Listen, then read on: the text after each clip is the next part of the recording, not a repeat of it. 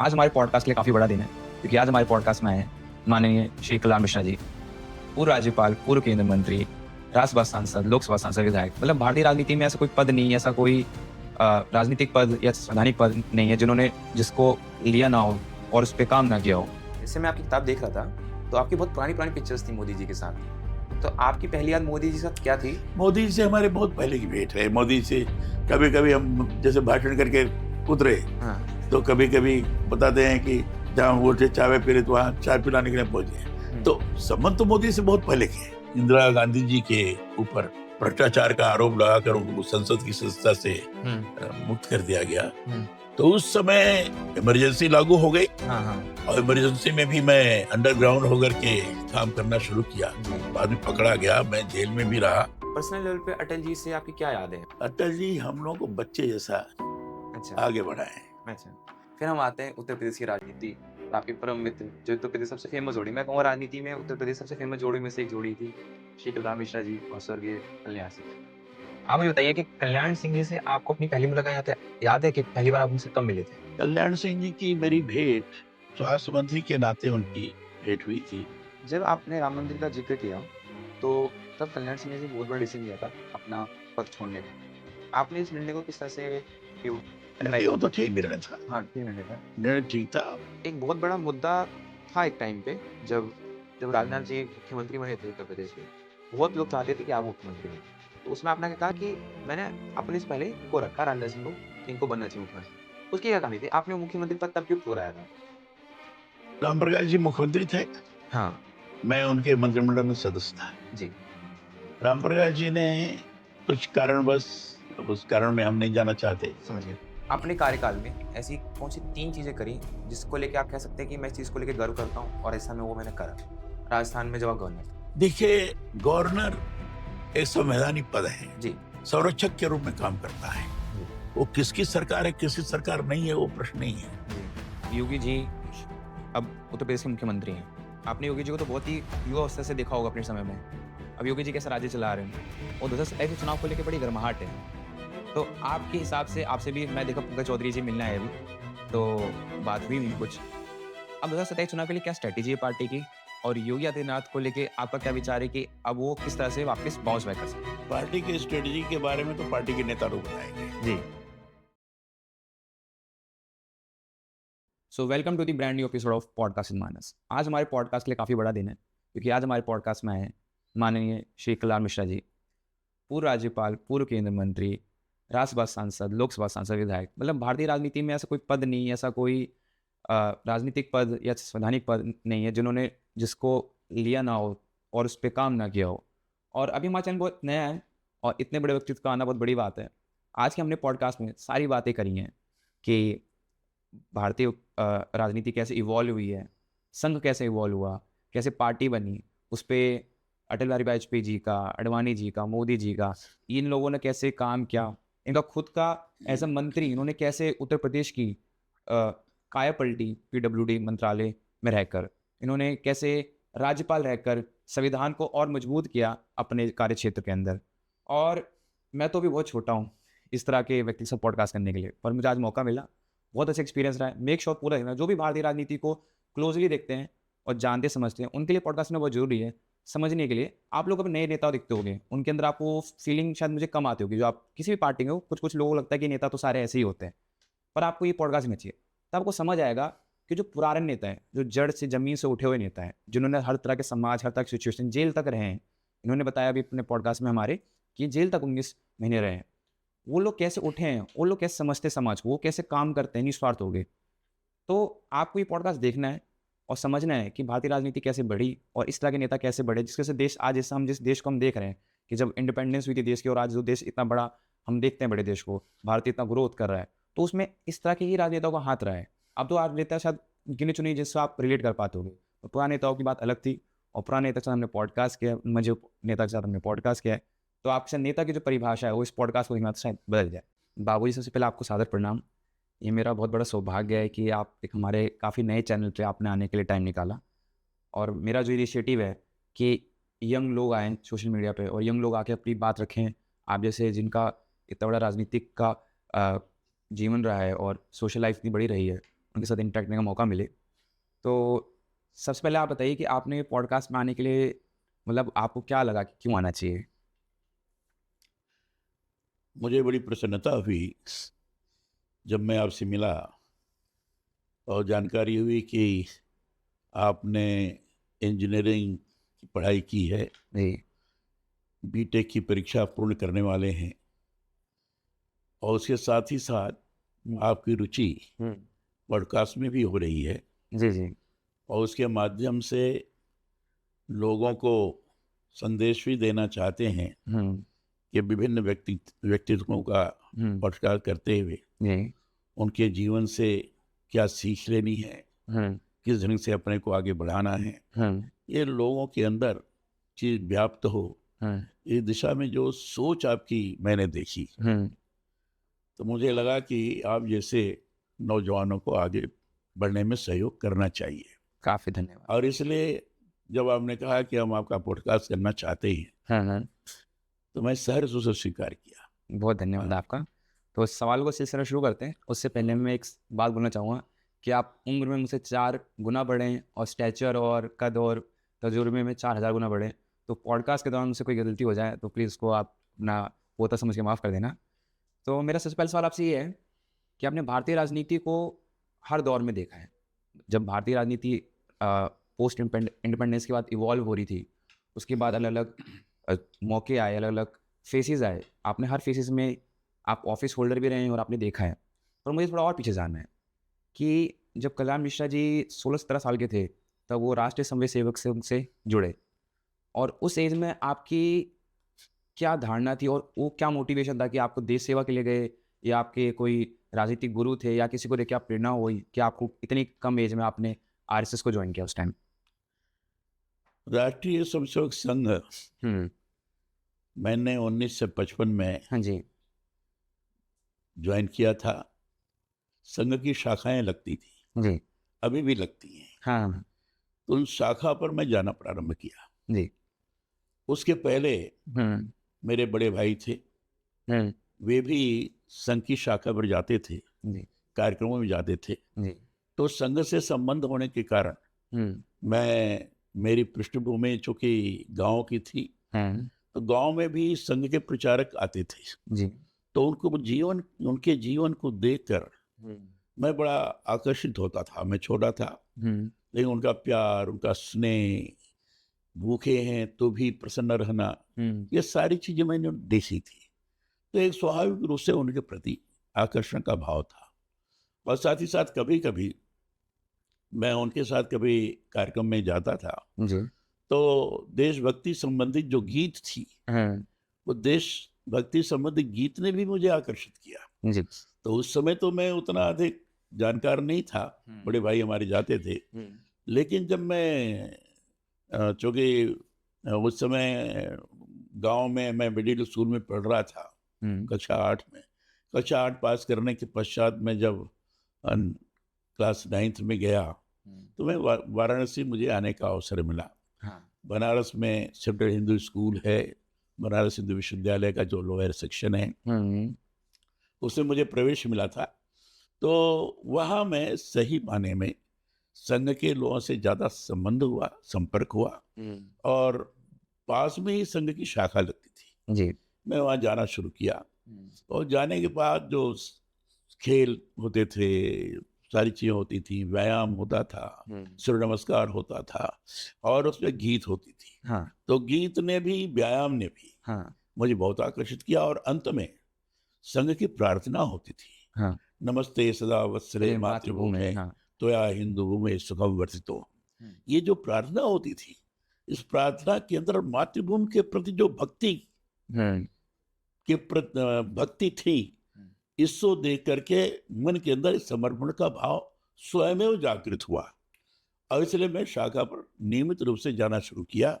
और इसलिए जाना शुरू किया केवल खेल मात्र के लिए नहीं, तो हमें देशभक्ति का संस्कार प्राप्त होगा, राष्ट्रभक्ति का संस्कार प्राप्त होगा, देश के लिए समर्पण का भाव पैदा होगा। यह सोच कर मैं जाना शुरू किया और सोच के आधार पर ही मैंने संघ की शाखा, संघ के कार्यक्रम में हमने अपने सारे कार्यक्रमों की रचना की। तो आपको अपनी पहली कुछ यादें याद हैं? क्योंकि उस समय का भारत बहुत नया भारत था। बस अभी-अभी हम ब्रिटिश राज से छूटे थे और देश बन रहा था, बिल्ड हो रहा था। सोशल स्ट्रक्चर बिल्ड हो रहा था, जुडिशियल स्ट्रक्चर बिल्ड हो रहा था। भारत का न्यायिक व्यवस्था बिल्ड हो रही थी और राजनीति बन रही थी। तो तब के संग में, अब के संग में और उस समय भारत कैसा था? आपको देखिए, उस समय जब हम थे, भारत गणराज्य हाँ, लोकतांत्रिक देश के रूप में घोषित हुआ था। जी, संविधान सन 50 से लागू हुआ था। जी, तो उसके अनुरूप भारत की रचना थी। हाँ, विभिन्न प्रकार के राजनीतिक दल थे, हाँ, चुनाव होते थे। हाँ, तो एक रूप दिखता था कि चुनाव के माध्यम से ही सरकार का गठन होता है। जी, और उस समय चूंकि एक ही पार्टी का पूरा वर्चस्व था, हाँ, उस टाइम कांग्रेस ही थी बस। कांग्रेस का, तो स्वाभाविक रूप से हुँ, लगता था कि कांग्रेस आएगी। उस समय कोई दूसरी पार्टी उलझन की थी नहीं। हुँ, भारतीय जनसंघ की भी कुछ वर्ष पहले ही स्थापना हुई थी, हुँ, हुँ, उसमें भी लोग जाते थे, जी, लेकिन वो उस प्रकार का था नहीं। तो उस समय का चित्र हुँ, कांग्रेस के द्वारा शासित हिंदुस्तान का था। हुँ, यद्यपि लोकतांत्रिक प्रक्रिया के माध्यम से चुनी हुई सरकार थी, हुँ, तो भी विरोधी दल इतने सबल नहीं थे जो नीतियों के प्रति अपना उस तरीके से हुँ, प्रमुखता के साथ बात रख सकें, विरोध में चाहे पक्ष में। हुँ, लेकिन जिस ढंग से कांग्रेस शासन के माध्यम से संचालित की जा रही थी, उस ढंग से देश चल रहा था। जी, क्योंकि मैं छोटा था हुँ, हुँ, और इसलिए उस तरह की राजनीतिक समझ नहीं थी। हाँ, बस केवल इतना ही मात्र था, कि संघ के कार्यकर्ता हैं, संघ के कार्यकर्ता है। संघ के कार्यकर्ता मैंने देश के लिए है, देश के लिए। संघ देश के लिए है। हाँ, और संघ उस समय हिंदुत्व ही राष्ट्रीयत्व है, हुँ, हुँ, हुँ, इसकी बात बोलता था। जी, हमें भी लगता था हाँ, कि हिंदुस्तान हिंदुओं का है, जी, और हिंदुओं के अंदर अगर राष्ट्रीय भावना नहीं जागृत होगी कि देश चलेगा तो कैसे? कैसे चलेगा। जी, इसलिए मैं हिंदुत्व ही राष्ट्रीयत्व है, हुँ, इस बात को आत्मसात करते हुए हाँ, लोगों के बीच में अपनी बात करता था। हाँ, और ये बात सही है कि मैं छोटा जरूर था, हाँ, लेकिन लोगों से, बड़े लोगों से भी निर्भीकता पूर्वक बात करने में कोई संकोच नहीं होता था। हुँ, हुँ, हुँ, हुँ। तो जैसे आप कह रहे हैं ना कि उस टाइम कांग्रेस का एक तरफ़ा राज था। तो जो उस टाइम की युवा पीढ़ी थी, जैसे आज की युवा पीढ़ी काफ़ी पॉलिटिकली एक्टिव रहती है। जब आप उस टाइम में 19, 20, 21 या आपका जो पूरा एज ग्रुप रहा होगा 19, 20, 21, आपको कब ऐसा महसूस हुआ ज़रूरत कि भारत में दूसरी तरह की राजनीति और दूसरी तरह के राजनीतिक दलों की भी बहुत ज़रूरत है? वो कब वो एक एग्ज़ैक्ट मोमेंट था जब आपको ये चीज़ का रिक्वायरमेंट फ़ील हुआ भारत में? देखिए, उस समय तो ये लगता ही नहीं था कि हुँ, कांग्रेस के अलावा कोई दूसरी सरकार आएगी, अच्छा। क्योंकि कांग्रेस का इतना प्रभुत्व था। कांग्रेस ने लगभग सभी राज्यों में थी, हुँ, हुँ, और केरल में जरूर एक बार हुँ, भिन्न प्रकार की सरकार बनी, साम्यवादियों की सरकार बनी थी। हुँ, बाद में कांग्रेस ने उसको भी राष्ट्रपति शासन लगाकर हुँ, हुँ, भंग किया था। वो तो आगे की घटनाएं हैं। हाँ, लेकिन सामान्य तौर पर कांग्रेस का ही राज्य सर्वत्र था, केंद्र में भी, प्रदेशों में भी। हुँ, इसलिए उस समय नहीं लगता था कि जल्दी कोई शासन परिवर्तित होगा। जी, लेकिन ये जरूर अनुभव होता था हुँ, कि प्रबल सबल विरोधी दल की आवश्यकता है, हुँ, ताकि कांग्रेस से गलत नीतियों का डट करके विरोध कर सके। कांग्रेस अगर गलत काम कर रही है, शासन जो गलत काम कर रहा है, हुँ, तो उस पर प्रतिबंध, उसको रोका जा सके, हुँ। ये जरूर लगता था। और क्रमशः कुछ पार्टियां आगे बढ़ती हैं। सो अ, फिर आपको कब खुद पर्सनल लेवल पे लगा कि चलो देश में तो एक ज़रूरत की रिक्वायरमेंट है कि हाँ, दूसरी पार्टी होनी चाहिए, दूसरा दल होने चाहिए। आपने कब अपने निजी जीवन में फैसला लिया कि चलो मैं संघ का कार्यकर्ता हूँ, पर अब मुझे राजनीति पटल में भी आना है? मैं मूलतः संघ का कार्यकर्ता था, हाँ, और आज भी संघ का कार्यकर्ता हूँ। जी, संघ के योजना के आधार पर मैं काम करता था। हाँ, आज भी मेरे लिए अगर संघ की जैसी योजना होगी, उसके अनुरूप काम करता रहूंगा। जी, ये मेरा प्राथमिक मूल चिंतन हुँ, यही था और यही है। हुँ, और इसलिए मैं 1963 में जी, मैंने अपने एमए की डिग्री प्राप्त की थी, परीक्षा पास की। जी, और एमए करने के बाद, यद्यपि मुझे प्रवक्ता के नाते, शिक्षक के नाते हुँ, काशी विद्यापीठ विश्वविद्यालय में रखा जा रहा था, हुँ, लेकिन मैंने उसको छोड़कर मैंने तय किया कि संघ के प्रचारक के रूप में मैं काम करूंगा। ओह! और मैंने विद्यार्थी जीवन में ही हुँ, हुँ, ये निर्णय ले लिया था हुँ, कि हमें देश के लिए काम करना है। जी, हम कोई नौकरी नहीं करेंगे, जी। हम कोई परिवार भी नहीं बसाएंगे, ये तय कर लिया था आपने मैंने। उस टाइम में तय कर लिया था कि हाँ, परिवार तय में कर लिया था। अच्छा, लेकिन बाद में मुझे शादी करनी पड़ी, पिताजी की बाध्यता और परिवार कुछ ऐसे प्रसंग आ गए जिसमें मुझे हाँ करना पड़ा। हुँ, लेकिन जिस वर्ष शादी हुई उसी वर्ष मैं संघ का प्रचारक निकला। अच्छा, और संघ का प्रचारक माने सामान्य तौर पर घर द्वार छोड़ करके संघ के कार्य में एकदम रत हो जाना। बिल्कुल ब्रह्मचारी की तरह। हाँ, हाँ, बिल्कुल काम करना। तो मैं 1963 में हुँ, परीक्षा भी उत्तीर्ण की हुँ, और संघ के प्रचारक के रूप में मैं सामने आया। हुँ, और इसी मूल भावना के कारण आया कि मुझे देश के लिए कुछ करना है। हुँ, देश के प्रति समर्पित भाव से हमें आगे बढ़ना है और देश के लोगों को आगे बढ़ाने की दृष्टि से काम करना है। इस मनोभावना से प्रेरित होकर ही जी, मैं संघ के प्रचारक के रूप में आया। जी। तो एक आपका लाइफ का फेज़ था। फिर मैंने जब आपके बारे में रिसर्च करा था, तो मुझे पता चला कि आप 1977, 1978 इसके दौरान आप राज्यसभा सांसद बने।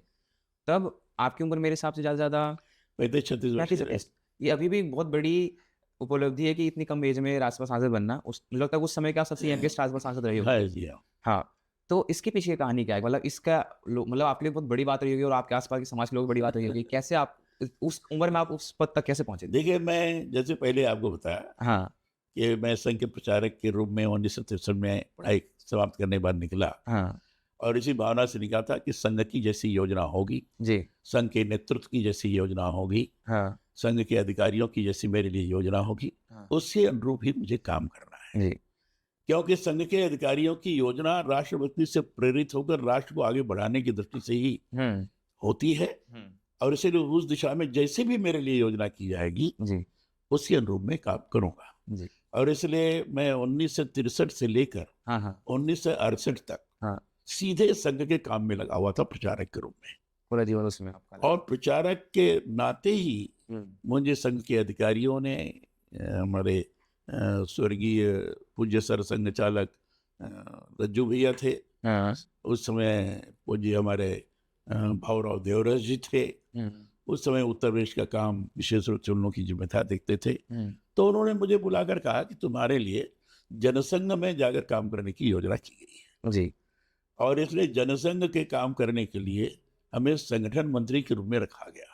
अच्छा, और पहले संगठन मंत्री के रूप में मुझे पूर्वी उत्तर प्रदेश में विशेष रूप से आजमगढ़, गाजीपुर, बलिया हुँ, ऐसी जिम्मेदारी दी गई, वाराणसी और ये सब रहा। हुँ, फिर उसके बाद गोरखपुर, देवरिया, बस्ती, अब इस समय पूरा पूर्वांचल वही बन गया है। इस टाइम आपका ये पूरा मुझे जिम्मेदारी दी गई कि आपको जनसंघ संगठन के नाते, राजनीतिक दल के नाते आपको काम करना है। जी, इसलिए मैं काम करना शुरू किया। लगातार मैं गांव-गांव में भ्रमण करता था हुँ, और फिर बाद में जब इंदिरा गांधी जी के ऊपर भ्रष्टाचार का आरोप लगाकर उनको संसद की सदस्यता से हुँ, मुक्त कर दिया गया, हुँ, तो उस समय इमरजेंसी लागू हो गई हाँ, हाँ, और इमरजेंसी में भी मैं अंडरग्राउंड होकर के काम करना शुरू किया। जी, बाद में पकड़ा गया, मैं जेल में भी रहा, हाँ, 19 महीने मैं जेल में रहा। हाँ, फिर बाद में बाहर आया, जनता पार्टी बनी, हाँ, तो जनता पार्टी में भी मुझे जनता पार्टी के कार्यकारिणी में मुझे रखा गया था।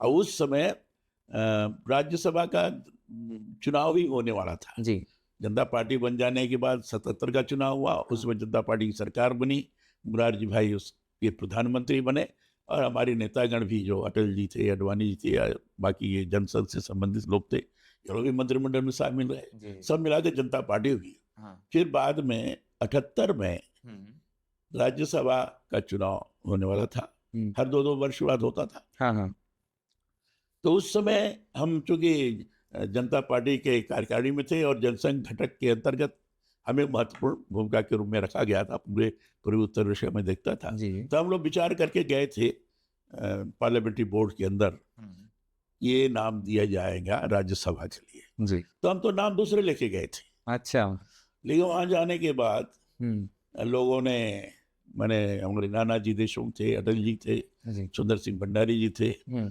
जनता पार्टी के राष्ट्रीय अध्यक्ष चंद्रशेखर जी, श्री रामधन थे, ये सब लोग थे। हुँ, तो उन लोगों ने तय किया कि नहीं, ये नाम नहीं, नौजवान व्यक्ति को आना चाहिए। जी, तो उसमें ढूंढते जाते मेरा नाम शायद उनकी निगाह में पड़ा होगा ओह! अच्छा, और फिर मेरा नाम उन्होंने तय किया। अच्छा, मुझे पता भी नहीं था।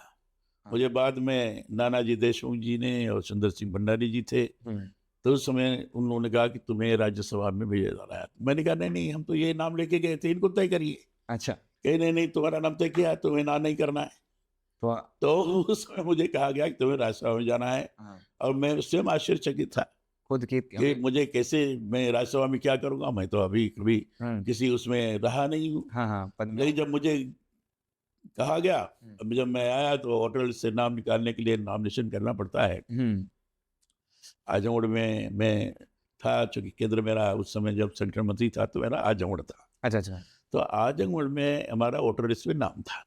तो जब मैं आया वोटर लिस्ट से नाम लेने के लिए, आजमगढ़ में लोगों को कल्पना नहीं थी कि मैं भी राज्यसभा में हो सकता हूँ। हाँ, सबको था कि तो संगठन नहीं मंत्री नहीं, हाँ। मंत्री तो हो सकते हमने वहाँ आकर, डॉक्टर कन्हैया सिंह थे प्रोफेसर, हैं। हाँ, तो और उनको नगर पालिका का हमने अध्यक्ष भी बनवाया था। हुँ, तो उनसे मैंने कहा कि डॉक्टर साहब, हमारे वोटर लिस्ट से नाम निकलवा रही है। अच्छा। तो उन्हें क्या है कलराज जी, हाँ, कुछ हुआ है क्या? हाँ, हमने कहा नहीं, अब ले आइए, शायद कुछ हो। हाँ, उनको भी मैंने नहीं बताया कि मेरा नाम कोई तय हाँ, हुआ हाँ, है। तय हो चुका है। हाँ, हाँ, तो उन्होंने नाम दिया, हाँ, नाम निकाल कर ले आए, हुँ, कापी मेरे पास आई। हुँ, फिर मैं सोचा कि क्या करना चाहिए, तो मैं ले करके मैं सीधे वाराणसी पहुंचा। वाराणसी में संघ कार्यालय पर गया, वहाँ हमारे संघ के प्रचारकगण थे, उनसे नमस्ते बाबा विश्वनाथ से दर्शन किया। हुँ, और उसी दिन शाम को हाँ, घोषणा हुई हाँ, कि कलराज मिश्रा राज्यसभा के सदस्य। तो लोग नाम ही मेरा, अकेले नाम, हाँ, अपने नाम का मैं अकेले व्यक्ति हूँ अभी भी। हाँ, हाँ, कल रात याद हुआ। हमारा नाम बहुत कम मिलेंगे, शायद नहीं मिलेंगे आपको। इस नाम के पीछे क्या कहानी है? नहीं, तो बार-बार कालराज मिश्रा आता हाँ, था।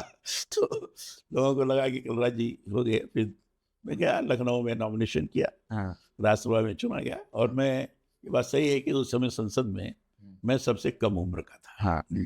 तो जब आप संसद में गए होगे पहली बार, तो आपने बहुत बड़े-बड़े नेता जिनको आप सोचते होंगे कि इनके साथ कभी काम करने का मौका मिलेगा। हाँ, एक अचानक से एक नौजवान आदमी पहुँचता है, तो वो एक्सपीरियंस कैसा रहता है? कि कैसे उनसे कोऑर्डिनेट वो करना है, बात करना मेरे लिए वो अनुभव बहुत अच्छा था। है? जी, लोगों का मुझे स्नेह बहुत मिला।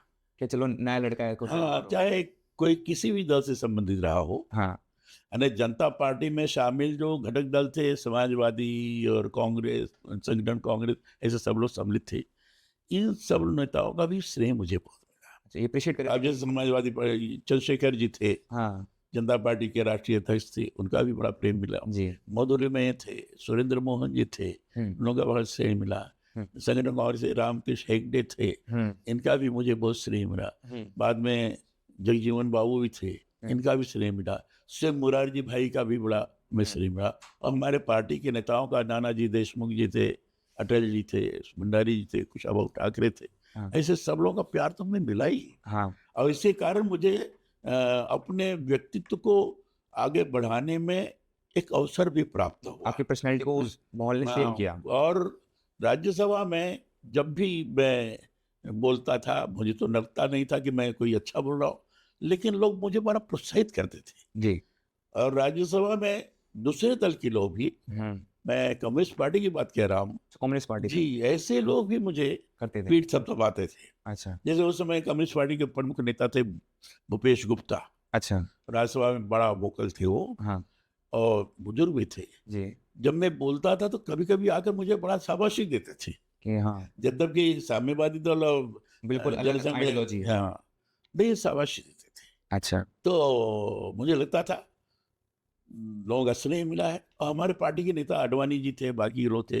आडवाणी जी तो बहुत मेरी पीठ थपथपाते थे, अच्छा, बहुत अच्छा कर रहे हो। तो ऐसे सभी नेतागण हुँ, हमें बड़ा स्नेह देते थे। हुँ, हम कुछ ढंग से आगे बढ़ अपनी बात रख सके, हुँ, इसके लिए मुझे समय समय पर मार्गदर्शन भी करते रहते थे। जी, तो उसका मुझे बड़ा लाभ मिला। समझ गया। तो मेरा एक सवाल ये है कि आपने अभी बीच में इमरजेंसी के दौर का बताया।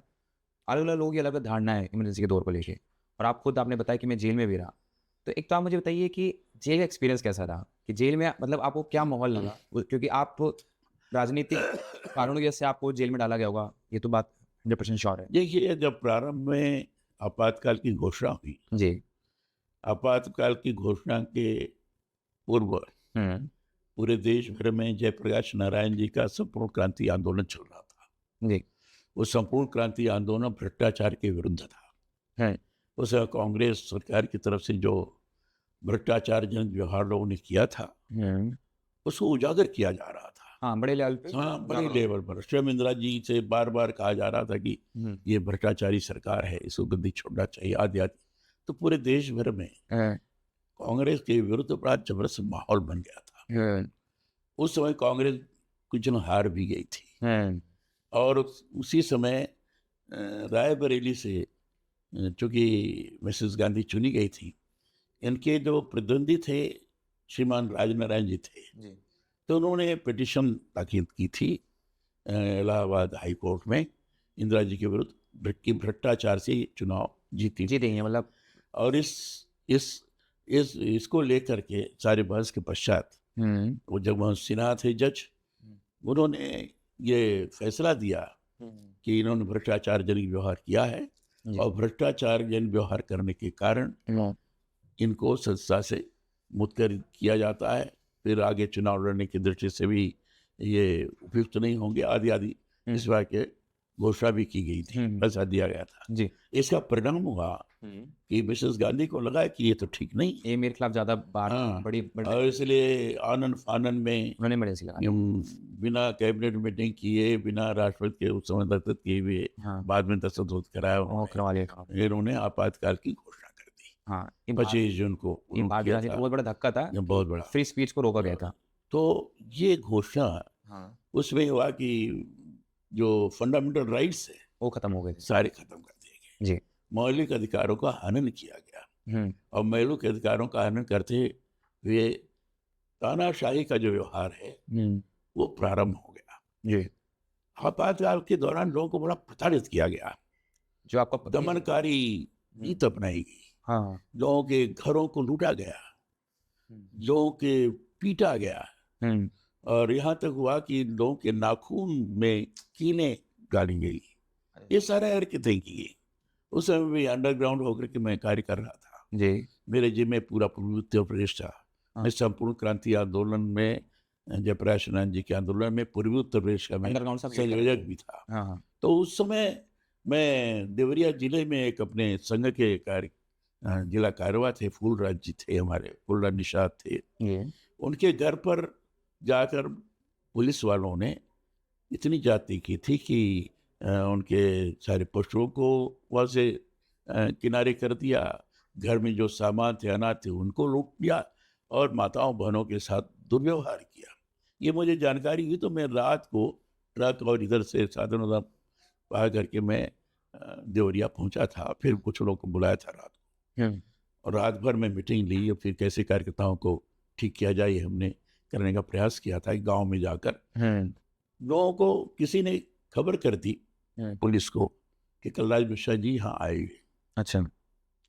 तो पुलिस ने उन सारे क्षेत्रों को जाकर घेर लिया जिस तरफ से मैं गांव में गया हुआ था। आपके लिए वो प्लानिंग कर रहे थे कि बिल्कुल गिरफ्तार किया जाए। मैं भलौनी, एक स्थान है भलौनी थाना भी पड़ता है देवरिया जिले में, और मैं भलौनी के पास के ही 6-7 किलोमीटर दूरी पर पैदल जा करके गांव में मिट्टी ले रहा था।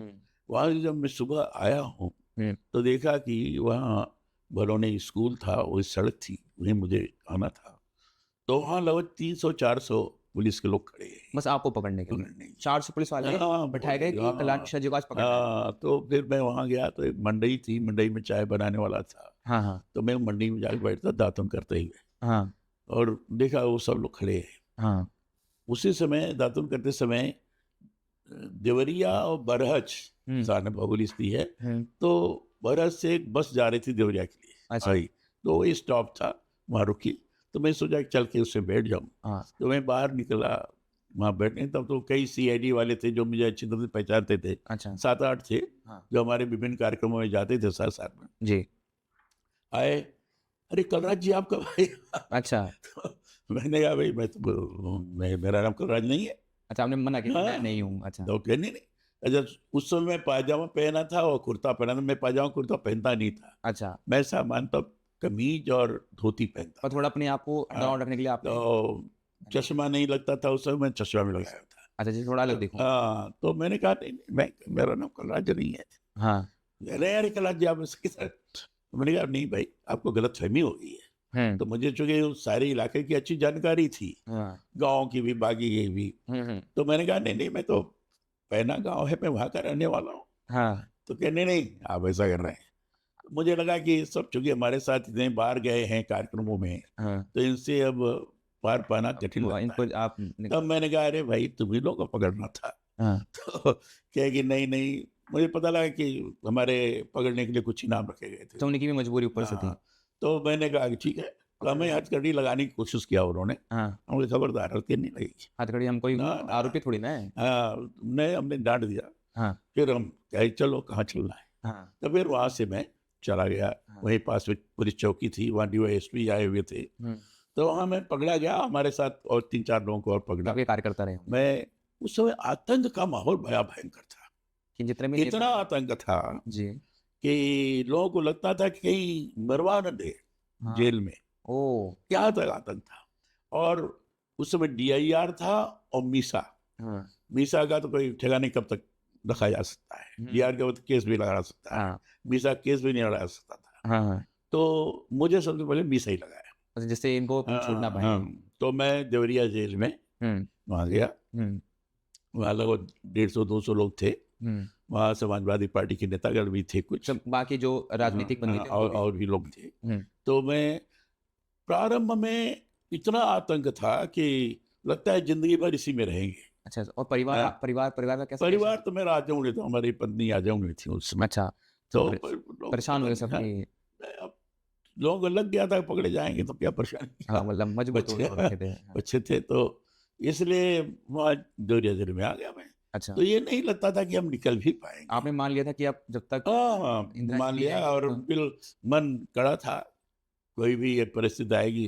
कई बार कोशिश की गई कि हम लोग माफीनामा लिख के दे दें सारी चीज, लेकिन आप हटे। कोई सवाल ही नहीं आप कितने दिन रहे थे जेल में? 19 महीने। 19 महीने। 19 19 महीने आपने अपना जीवन जेल में कैसे हाँ बहुत अच्छी तरह से। अच्छी तरह से बिताया? हाँ मेरा तो नियमित कार्यक्रम था, सुबह हम्म, 4 बजे उठ जाना, फिर निवृत्त होकर के फिर जेल में ही चक्कर लगाना, फिर सूर्य नमस्कार वगैरह करना, फिर पूजा करना, ध्यानस्थ होना। अच्छा, फिर आप आपने अपनी हाँ, दिनचर्या नहीं छोड़ी जेल में? हमारा लगातार चलता रहा। हाँ, और आप आश्चर्य करना, 19 महीने देर में था हाँ, मैं। वो कभी ये नौबत नहीं आई कि स्वास्थ्य के लिए मुझे एक टेबलेट भी लेना पड़े। ओहो, भगवान की कृपा रही। कृपा रही है। और अच्छी चीज ये थी कि जेल के जितने बाकी कैदी लोग थे, कर्मचारी थे या स्टाफ रक्षक थे, हाँ, वो मुझे बड़ा मानते थे। कि अच्छा। बाद में तो 6 महीने तो DIR वगैरह में सब लोग थे। हमारे साथ और भी राजनीतिक दल के प्रमुख लोग थे। जैसे मोहन सिंह जी का नाम आपने सुना होगा, हाँ, हाँ, और सांसद भी थे, समाजवादी पार्टी के बड़े नेता थे। उग्र सिंह जी का नाम सुना होगा, या हरकेल कुशवाहा का नाम सुना हाँ, होगा, हरवंश सहायकार, ये सब लोग थे, सब साथ प्रमुख नेतागण थे। और उपाध्याय जी थे कुशीनगर के, ये कांग्रेस के नेतागण थे, लेकिन इन्होंने विद्रोह किया था। तो ऐसे सब लोग थे। हमारे रविंद्र किशोर शाही थे, राजेंद्र किशोर शाही थे, ये भी जनसंघ के उस समय अध्यक्ष थे। तो और RSS से संघचालक थे, राजेंद्र किशोर शाही थी। परशुराम तिवारी थे, एडवोकेट थे, सीनियर एडवोकेट थे। ये सब लोग सारे वो ये सामाजिक धीरे धीरे सब लोग छूटते गए, और कुछ लोगों को फतेहगढ़ जेल में भेज दिया गया। अच्छा, मैं बाद में 6 महीने के बाद मैं अकेले रह गया था। अच्छा, फिर और एक क्रिमिनल मीसा वाले थे, भास्कर पांडे थे, वो भी पॉलिटिकल थे, लेकिन क्रिमिनल मीसा लगा था उनका। अच्छा, तो हम 2 लोग थे। आप 2 लोग रहे। हाँ, और बाकी लोग थे। अच्छा, तो मैं लगातार 19 महीने तक रहे। बिताया, लेकिन मुझे चूंकि हमारा जो दिनचर्या थी, हाँ, जो मैंने आपको बताया वो ही थी। वही रखी आपने। हाँ, शाम को बकायदे रामायण पाठ करना, फिर सोना, फिर सुबह 4 बजे उठना। फिर उस समय पूरा मैं जेल का पूरा चक्कर लगाता, दौड़ते हुए लगाता था। अच्छा, तो पूरा ध्यान करना, फिर दुर्गा सप्तशती का पाठ। प्रतिदिन पाठ करना 2.5 घंटे पद्मासन में बैठ करके, ये सारा करते रहे। अच्छा, और मुझे जेल अच्छा लगने लगा बाद में। शांति है थोड़ा। तो फिर तो जेल का अनुभव आपके लिए मेरा अच्छा बहुत रह अच्छा गया। है। और जो क्रिमिनल थे, हिनस क्रिमिनल भी थे, हाँ, संगीन अपराधी, हाँ, वे सब लोग भी हमारे पास आते थे। अच्छा, और उनको कुछ न कुछ जो भी सहायता होती थी, लिखने पढ़ने की, कुछ भेजने की, कुछ करने की, वो हम करते। तो वो भी काफी ठीक रहे, उनके भी संबंध हमारे अच्छे हो गए। तो मेरे रहने के कारण जेल का अनुशासन बहुत अच्छा हो गया था। अच्छा। तो कई बार मुझे वहाँ से हटाने की योजना में तो जेल अधिकारियों की सिफारिश करने के कारण इनके कारण अनुशासन बना हुआ है, हाँ, जो मुझे जानकारी हुई। अब कैसे मुझे वहाँ रोका रहा मैं नहीं मतलब जानता, आपकी दिनचर्या से लेकिन बाहर हमें रहा हमें तो। हमें जो वहाँ के जेलर ने, अधीक्षक ने बताया कि ऐसा ऐसा हुआ है, हुँ, तो मुझे लगा अच्छा है। जी। तो इसलिए लगने लगा मुझे, अंत में फिर 77 में हाँ, छोड़ा गया फिर था। आपको कब लगा होप कि चलो आ जाओ, 70 में छोड़ा गया। फिर जब आप आए जेल से, तो फिर आपको कब लगा कि भारतीय राजनीति कब बदलने की, तब बदलने का ट्रांजिशन फेज़ स्टार्ट होने वाला मैंने था? जेल से निकलते ही मैं फिर, चूँकि अब उस समय चुनाव की घोषणा हो गई थी। हाँ, हाँ, हाँ। हम लोग जेल में तभी चुनाव की घोषणा हो गई थी। हुँ। जनता पार्टी बन गई थी। जी। तो उसी समय घोषणा हुई, तो जेल से निकलते ही हुँ। मैं घर पर नहीं गया तुरंत। घर पे नहीं गए? तुरंत मैं लखनऊ गया, वो चूँकि मीटिंग थी हाँ, कैंडिडेट और बाकी सारी चयन की, तो हाँ। मैं चूँकि प्रमुख था, पूरे उत्तर प्रदेश का जानकारी थी, हुँ, तो इसलिए वहाँ मीटिंग बुलाई गई। मैं घर पर जेल से निकलने के 10 दिन के बाद पहुँचा हूँ। अच्छा। तो लोगों को समझ में शुरू हुआ है। खेत दस्तक में गाय वो हाँ, भाग हाँ। गया। तो इस ढंग से जेल का तो ऐसा अनुभव रहा। जेल में हमने कई चीज़ लिखी भी, हाँ। जेल में बहुत अच्छा लगा। जेल में। जेल की अनुभूतियाँ भिन्न प्रकार की थी। हाँ, आध्यात्मिक दिशा की तरफ मैं काफ़ी अग्रसर हो गया था। अच्छा। मुझे लगता था कि अगर मैं कुछ दिन और रहूँ हुँ, और जिस ढंग से मैं अपनी दिनचर्या बनाया हूँ, तो उससे शायद भगवत कृपा हो जाए। हुँ। यानी यहाँ तक लगने लगा था मुझे। अच्छा। जी, जी। तो मुझे आपसे एक चीज़ सवाल पूछनी है, जिससे आपकी बातों से लग रहा है कि आप हमेशा ज़मीन से बहुत जुड़े रहे। हुँ, उस समय की राजनीति ऐसी थी कि आपको गाँव-गाँव जाके, जैसे आपने भारतीय जनता पार्टी के हाँ। बाद में बनी होगी, तो आप लोगों ने जोड़ा, लोगों को पार्टी बनाई, लोगों से रोज़ मीटिंग करना, मिलना। आज की राजनीति थोड़ी अलग हो गई है। आज मनी पावर या कह लें कि सोशल मीडिया या लोगों से ज़्यादा मतलब नेता देख के नेता जुड़ते हैं, है ना? तो वो वाली राजनीति अब ज़्यादा प्रबल जोर में है। पहले की राजनीति ऐसी थी कि व्यक्तित्व पे लोग जाते थे और जितना कोई किसी से जुड़ सकता है, मिल सकता है वो। तो आप आज की राजनीति और उस समय की राजनीति में कितना बड़ा फ़र्क खुद देखते हैं? देखिए ऐसा है, सामाजिक परिवर्तन बड़ा तेज़ी से हो रहा है। जी, और सामाजिक परिवर्तन तेज़ी से जब होता है, जी। तो पीढ़ियों में अंतर माने बहुत बढ़ जाता है। हुँ, हुँ।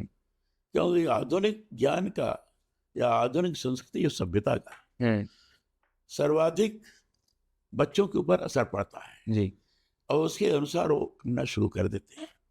उस समय की राजनीति या उस समय सामाजिक व्यवस्था थी, उसमें परस्पर, ठीक है, स्वाभाविक रूप से जो नफरत घृणा थोड़ी बहुत रहती हो तो थी, रहती है। लेकिन सब मिलाकर लोगों के प्रति एक संवेदनशीलता बनी रहती थी। कि चलो दूसरे दल के लोगों के चाहते हैं। मन के अंदर ये भाव बना रहता था कि अगर कोई कठिनाई में है तो इसको मदद सहयोग कर दो।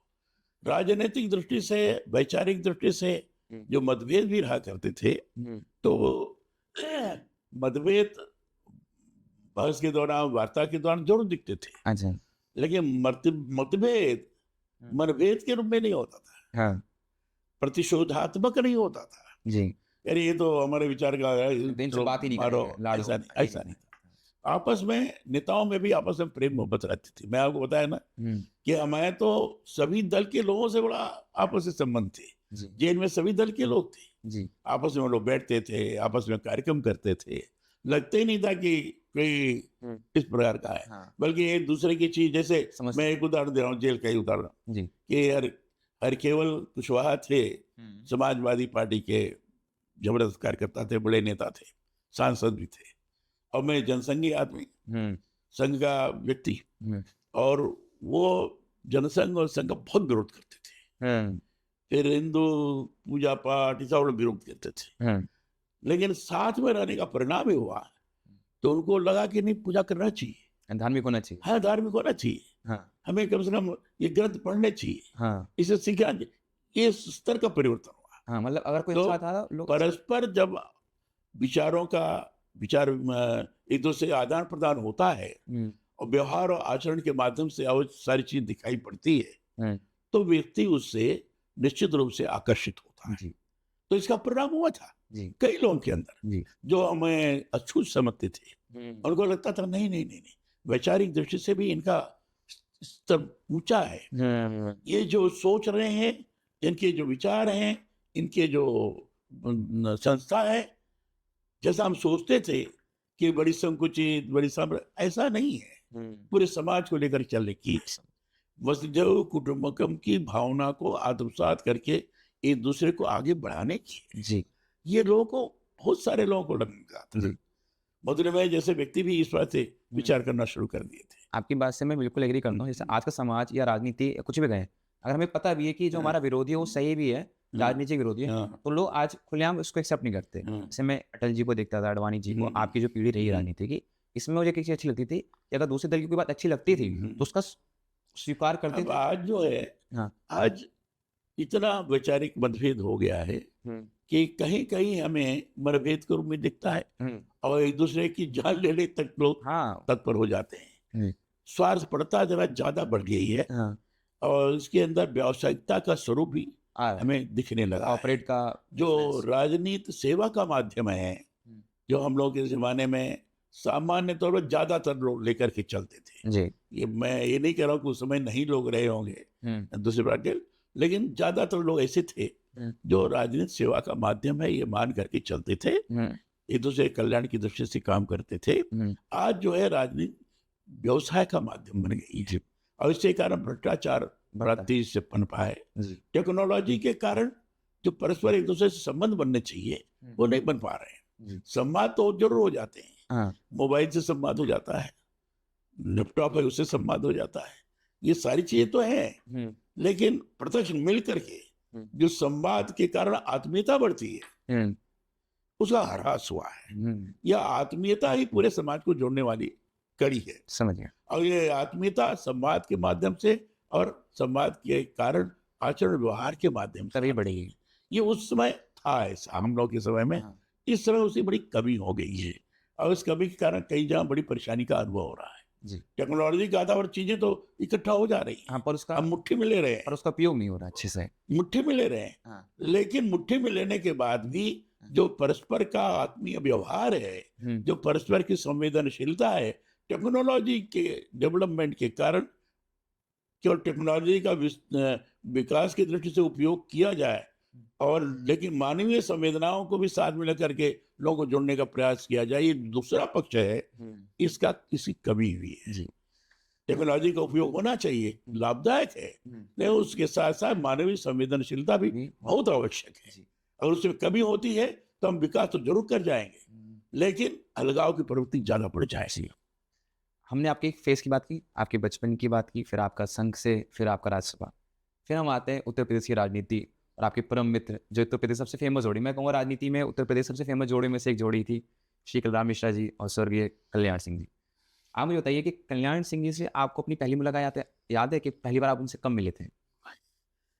कल्याण सिंह जी की मेरी भेंट जब वो 77 में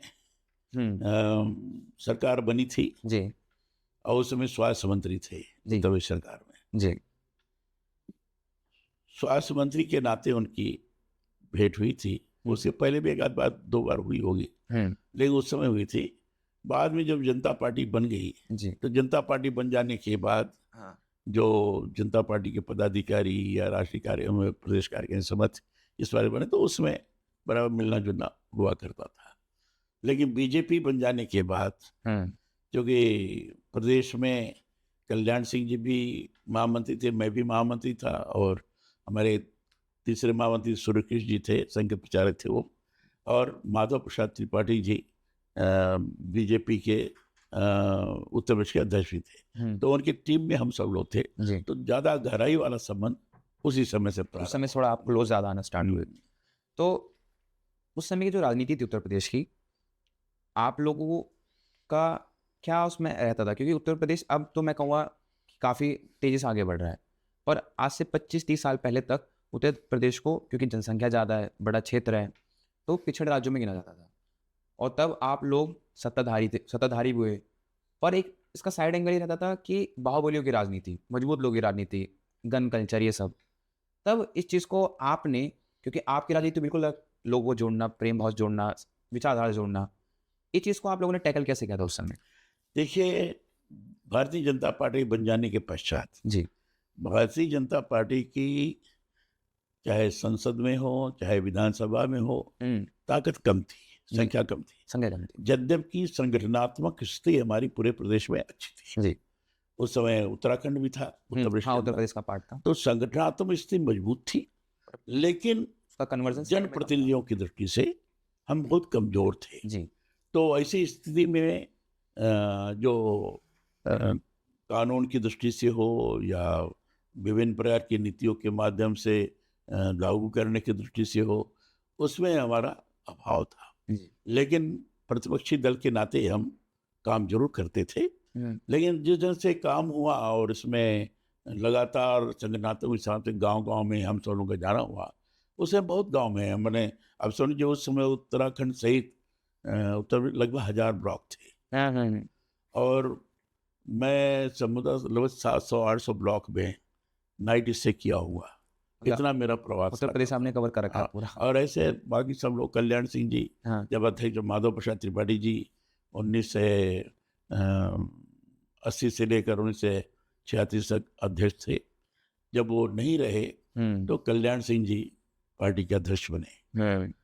कल्याण सिंह जी और मैं महामंत्री था, तो हम लोगों ने मिलकर के और भी पूरी टीम ने पूरा काम किया था और प्रदेश में हम सामाजिक समीकरण भी ठीक कर सकें और संगठन में जो कार्यकर्ता काम कर रहे हैं समर्पित भाव से, उनको भी ढंग से समायोजित करते हुए हम संगठन को, पार्टी को आगे बढ़ा सकें। इस दिशा में हम लोग लगातार काम करते रहे।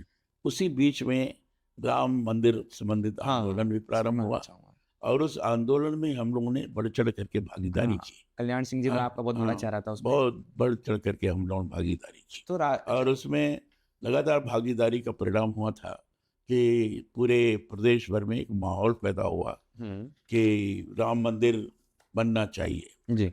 राम के जन्मस्थान पर ही मंदिर बनना चाहिए। और वो जब अडवाणी जी की रथ यात्रा निकली थी जी सोमनाथ से जी उस समय यात्रा निकलने के कारण पूरे देश भर में माहौल था, उत्तर प्रदेश में विशेष माहौल ज्यादा, क्योंकि हाँ राज्य वही है जिसमें हाँ। और उसे मुलायम सिंह जी का वर्चस्व था, मुख्यमंत्री थे। उसके पहले भी आंदोलन हुआ था। तो अशोक सिंघल जी, जब मुलायम सिंह जी ने कहा था कि यहाँ अयोध्या में राम के जन्म स्थान पर परिंदा भी पर नहीं मार सकता, तो उस समय आंदोलन में हम सब लोग भागीदार थे। अंडरग्राउंड होकर हम वर्किंग भी कर रहे थे। हम लोग गिरफ्तार करने की बहुत कोशिश की गई थी, तो भी वहाँ अशोक सिंघल जी और बाकी लोग पहुंचे थे। और उस समय किसी ने मार दिया था, अशोक सिंघल जी के सर में चोट लग गई। और चोट लगने के बाद आंदोलन का उग्र भी हो गया था और उसमें मुलायम सिंह जी ने गोली चलवाई थी जी। तो उसका परिणाम हुआ कि कई लोग मर गए उसमें। तो एक बहुत प्रदेश भर में बड़ी उग्रता का माहौल बन गया था जी। अडवाणी जी की रथ यात्रा का परिणाम हुआ था कि लोगों को लगा था कि नहीं, अब इसको और भी व्यवस्थित तौर पर करना चाहिए। फिर उसके बाद चुनाव हुए। हाँ, इन सारी चीजों के बाद चुनाव हुए और 90 में जो चुनाव हुआ, हाँ, जिसमें आप लखनऊ ईस्ट से आप लड़े थे? नहीं, मैं नहीं लड़ा था। अच्छा। मैं तो उस समय चुनाव मैं तो चुनाव लड़ा रहा था। अच्छा, उस टाइम लड़ा रहे थे। तो उस समय एक लोकसभा में भी भारतीय जनता पार्टी से संबंधित भारतीय जनता पार्टी की सीट अच्छी बढ़ गई थी, 80 के आसपास हो गई थी। और 91 में पूर्ण बहुमत की सरकार उत्तर प्रदेश में बनी और पूर्ण बहुमत की सरकार बनी। उसमें कल्याण सिंह जी मुख्यमंत्री बने, मैं अध्यक्ष रहा। उत्तर प्रदेश के आप अध्यक्ष रहे। तो इस ढंग से हम लोगों ने काम किया। फिर उसके बाद कार्य सेवा शुरू हुई और दिसंबर में 6 दिसंबर 1992 ये डेट बहुत कार्य सेवा के समय, जब भी उसमें कोई ऐसी योजना नहीं थी कि कुछ हो, लेकिन भीड़ इतनी अधिक हो गई थी ज्यादा थी कि उसमें फिर कई तरफ से केंद्र सरकार की तरफ से रोकने की कोशिश भी की गई थी, लोगों को उत्तेजित करने का प्रयास भी किया गया था। परिणाम हुआ कि कार्य सेवा करने आए थे लोग और भीड़ उग्र हो गई और उसमें उन्होंने ढांचे को ध्वस्त कर दिया। ढांचे को ध्वस्त कर देने के बाद फिर 3 सरकारें भंग हुई जी। उत्तर प्रदेश की, केंद्र आपके राजस्थान की, मध्य प्रदेश की और हिमाचल की 4 सरकारें भंग हुई थी। तो इस ढंग से उत्तर प्रदेश में सरकार बनी जबरदस्त माहौल बना और उसी समय उत्तराखंड का निर्माण भी हुआ। हाँ 1990s में ही हुआ था। उसी में 91 या 92 में जी। उसी समय उत्तराखंड का निर्माण हुआ। उत्तराखंड के लिए निर्माण के लिए मैं जो कैबिनेट की कमेटी थी उसका मैं कन्वीनर था उत्तराखंड निर्माण की दृष्टि। उस समय आपको क्यों लगा कि उत्तराखंड को अलग करना चाहिए उत्तर प्रदेश से? ये बहुत बड़ा, आज तक लोग कहते हैं कि कुछ लोग कहते हैं होना चाहिए, नहीं, वो तो बहुत बड़ा प्रदेश था ना। हाँ तो पहाड़ी था पूरा, प्रशासनिक दृष्टि से बड़ी कठिनाई जाती थी जी। और उत्तराखंड का भौगोलिक स्थिति, उत्तराखंड की प्रकृति, उत्तराखंड की सारी चीजें एकदम पूर्णतः भिन्न थी जी। इससे प्रशासनिक दृष्टि से आवश्यक लगा जी कि उत्तराखंड अलग बनना चाहिए जी। इससे उत्तराखंड को आगे बढ़ाया। जी। जब आपने राम मंदिर का जिक्र किया तो तब कल्याण सिंह ने से बहुत बड़ा डिसीजन लिया था अपना पद छोड़ने का। तब प्रदेश अध्यक्ष होने के नाते और उनके बहुत क्लोज साथी होने के नाते आपने इस निर्णय को किस तरह से नहीं, वो तो ठीक निर्णय था। हाँ ठीक निर्णय था। निर्णय ठीक था और चूंकि ये लगा कि कल्याण सिंह ने स्वयं क्योंकि IAS अधिकारियों और IPS अधिकारियों को दोषी ठहराने की कोशिश की जा रही थी। हाँ तो कल्याण सिंह जी ने अपने ऊपर ले लिया। ये मैंने बोला था। हाँ, तो ये करके उन्होंने त्यागपत्र दिया था जी। और त्यागपत्र भी नहीं दे तुरंत बर्खास्त कर दिया थी सरकार। जी। तो नरसिंह राव की गवर्नमेंट थी उस समय, हाँ बर्खास्त कर दिया। जी। तो जब आपको आप भी मंत्री बाद में बने, PWD और पर्यटन मंत्री, तब आप मैं 97 बना। हाँ 97 बने, उसको थोड़ा 5 साल बाद बने और आपको केंद्र से और उस समय मायावती मुख्यमंत्री थी। अच्छा। उस समय जब बना था, देखिए उसके पहले हाँ सबसे बड़े दल के रूप में तो भारतीय जनता पार्टी थी जी।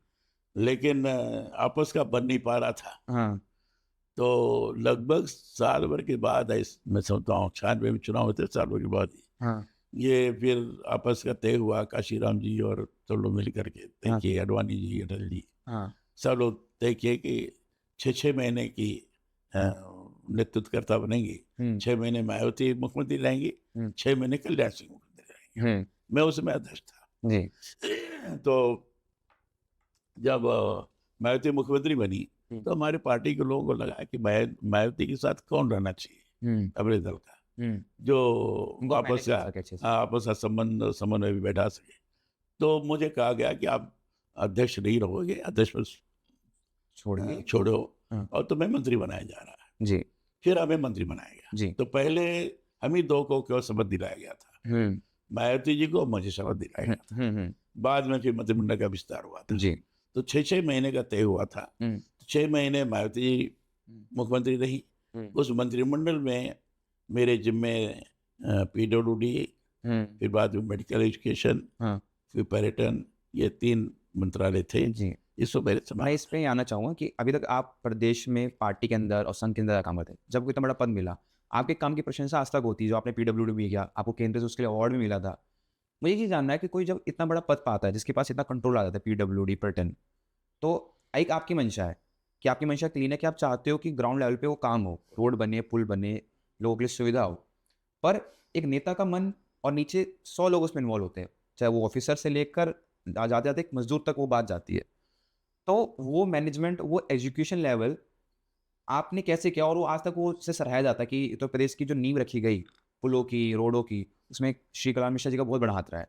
तब आपने क्या स्ट्रैटेजी बनाई थी कि इसको मैं कैसे पर्यटन पे लाऊंगा? देखिए ऐसा है कि उस समय उत्तर प्रदेश सड़कें बड़ी खराब, बहुत बुरी हाल था उस टाइम। लोग कहते थे कि गड्ढा सड़क में है या सड़क गड्ढा है। हाँ बड़ा अजीब स्वरूप था जी। तो मुझे देख करके ये अच्छा नहीं लगा जी। और मेरी एक कल्पना थी और आज भी मेरी सोच है, जब तक आधारभूत ढांचे का विकास नहीं होगा तब तक न तो प्रदेश का विकास कर सकते हैं न देश का विकास कर सकते हैं।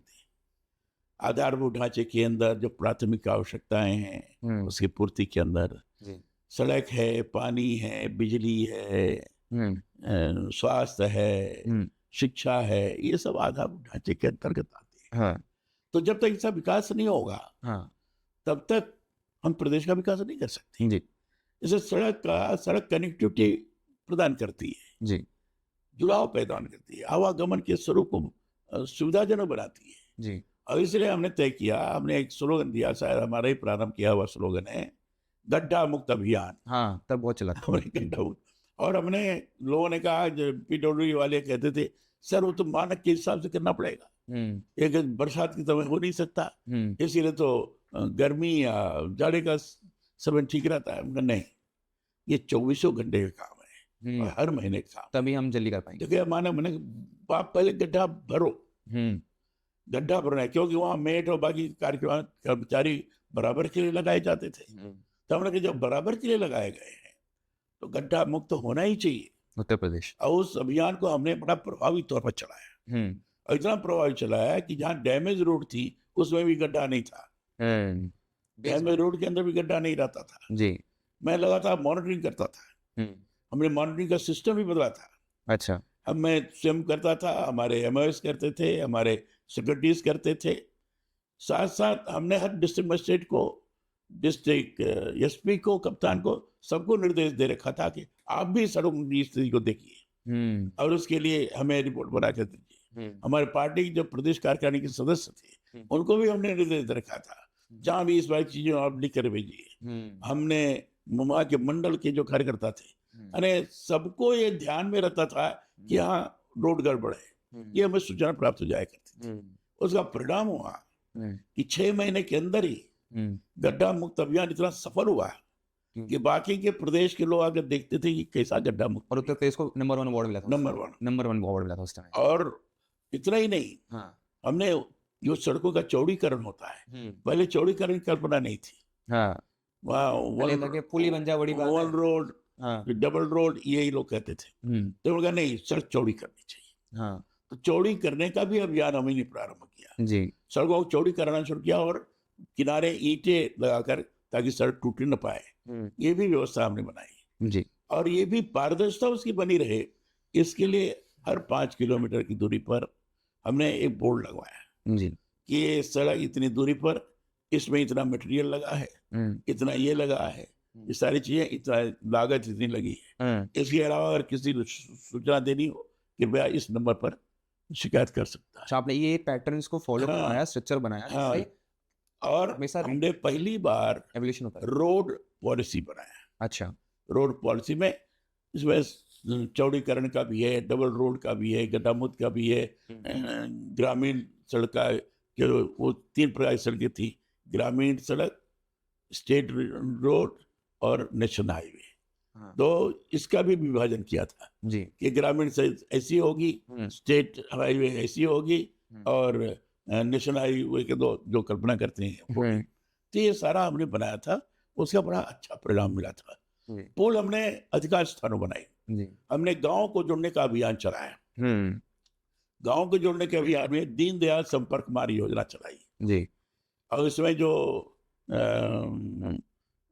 विभिन्न प्रकार के सब्सिडी देने वाली एजेंसीज थी, उनसे हमने लाभ उठाया। तो आप आश्चर्य करेंगे, मैं 3 वर्ष केवल मंत्री रहा हूँ, और 3 वर्ष के मंत्रिमंडल के काल में 23,000 से ज्यादा गांव में हमने सड़कें जोड़ी, 120 से ज्यादा हमने पुल बनवाए, ये सारी चीजें मैंने किया। तो उसका एक अभियान के रूप में लोगों ने स्वीकार किया, और उत्तर प्रदेश की सड़कें उससे इतनी अच्छी हो गई थी कि लोगों को लगने लगा था हाँ ये है उत्तर प्रदेश। तो बाबूजी, एक चीज हमेशा बोली जाती है, जिस तरह के मंत्रालय है ना, PW रोड, इसमें बहुत ज़्यादा घूसखोरी और नीचे लेवल करप्शन बहुत ज़्यादा होता है। तो आपको भी चैलेंजेस फेस करने पड़ेंगे कि बहुत, आप तो चाह रहे होंगे, आपके अधिकारी चाह रहे होंगे, पर बहुत सारी चीज़ें और भी लोग इसमें स्टेक होल्डर्स होते हैं। उस चीज़ को आपने कैसे करा? नहीं, इसमें भी हमारे ऊपर आरोप लगे थे। अच्छा। विधानसभा में एक माननीय विधायक ने बोल दिया था कि PWD में फला जगह के इंजीनियर इस बार भ्रष्टाचार कर रहा है, सारी चीजें हैं, इससे माने मंत्री भी भ्रष्टाचार में लिप्त होंगे, ऐसा करके बोल दिया था। अच्छा। मैं उस दिन सदन में था नहीं, मैं बाहर था। दूसरे दिन सदन में आया, मैंने पढ़ा, तो मैंने खड़े होकर के स्पीकर से कहा, मानवर, एक माननीय सदस्य ने मेरे ऊपर आरोप लगाया भ्रष्टाचार का, और इसलिए मैं चाहूंगा कि इसके लिए कोई कमेटी बन जाए और उसका जांच करे मेरे बारे में। और जब तक जांच करके रिपोर्ट आ जाती है, तब तक के लिए मैं त्याग पत्र देता हूँ। आपने इतनी बड़ी स्टेटमेंट दे दी? मैंने त्याग पत्र दे दिया। हाँ, बिल्कुल दे दिया। फिर बड़ा शोर हुआ हाउस में, ये कि नहीं ये। फिर मैं मुख्यमंत्री को लिख कर दे दिया कि मेरे ऊपर आरोप लगे, मैं त्याग पत्र देता हूँ।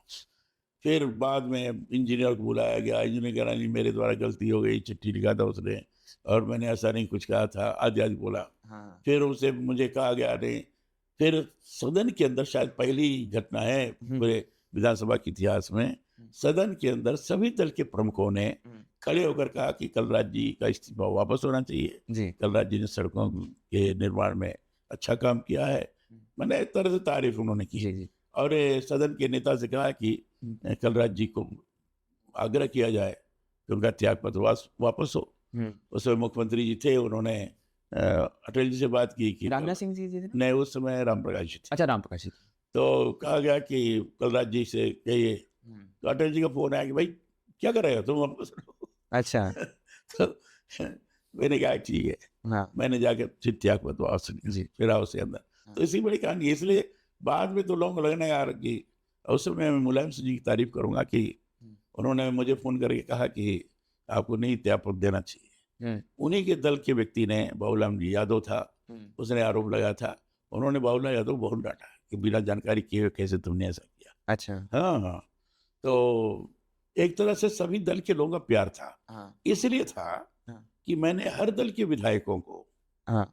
ये कह रखा था कि अपने क्षेत्र के 5 या 7 गांव आप मुझे दीजिए जहाँ सड़क बनानी है और पुल बनाने हैं। हाँ। लोग बड़े प्रसन्न होकर कहते थे ऐसा तो कभी किसी ने किया हाँ, नहीं। वरना सब अपने-अपने दल और के देते थे लोग, और सबका होता था काम, हाँ। सबका काम होता था। जी। तो सारी चीजें बड़ी अच्छी हुई थी, जिससे सब दल के लोगों का बड़ा प्यार मिला था।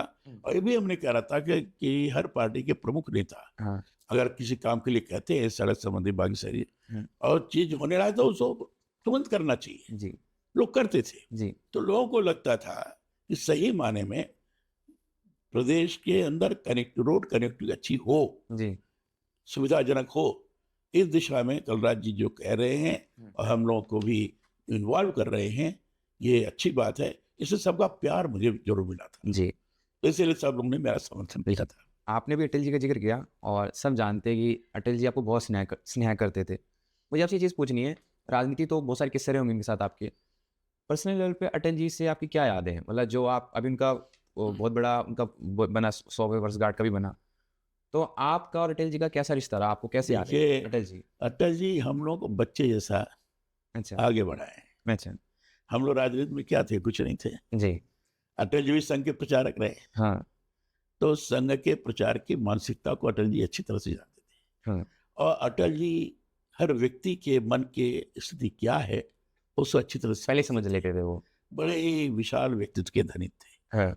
और इसलिए हमारे जैसे कार्यकर्ताओं के भूल चूक को, कमी को अपने बड़े ढंग से खराब भी न लगे, इस प्रकार की भाषा बोलकर हास्य के रूप में भी लेते हुए ये संकेत कर देते कभी तो थे तो उनका तरीका होता था। संकेत करते हुए ये चीज ठीक है, इस वजह से नहीं, ऐसे करो। अटल जी से मेरा बड़ा आत्मीय संबंध था, बहुत सारे कार्यकर्ताओं का था, लेकिन मेरे प्रति उनका बड़ा स्नेह था जी। बड़ा मुझे स्नेह देते थे और समय समय पर उनका मार्गदर्शन भी हमें मिलता रहता था जी। और हमें भी अटल जी से बात करने में कोई संकोच नहीं होता था जी। एक बार ऐसा प्रसंग आया था सन 91 में कि अटल जी को उत्तर प्रदेश का मुख्यमंत्री बनाया जाए।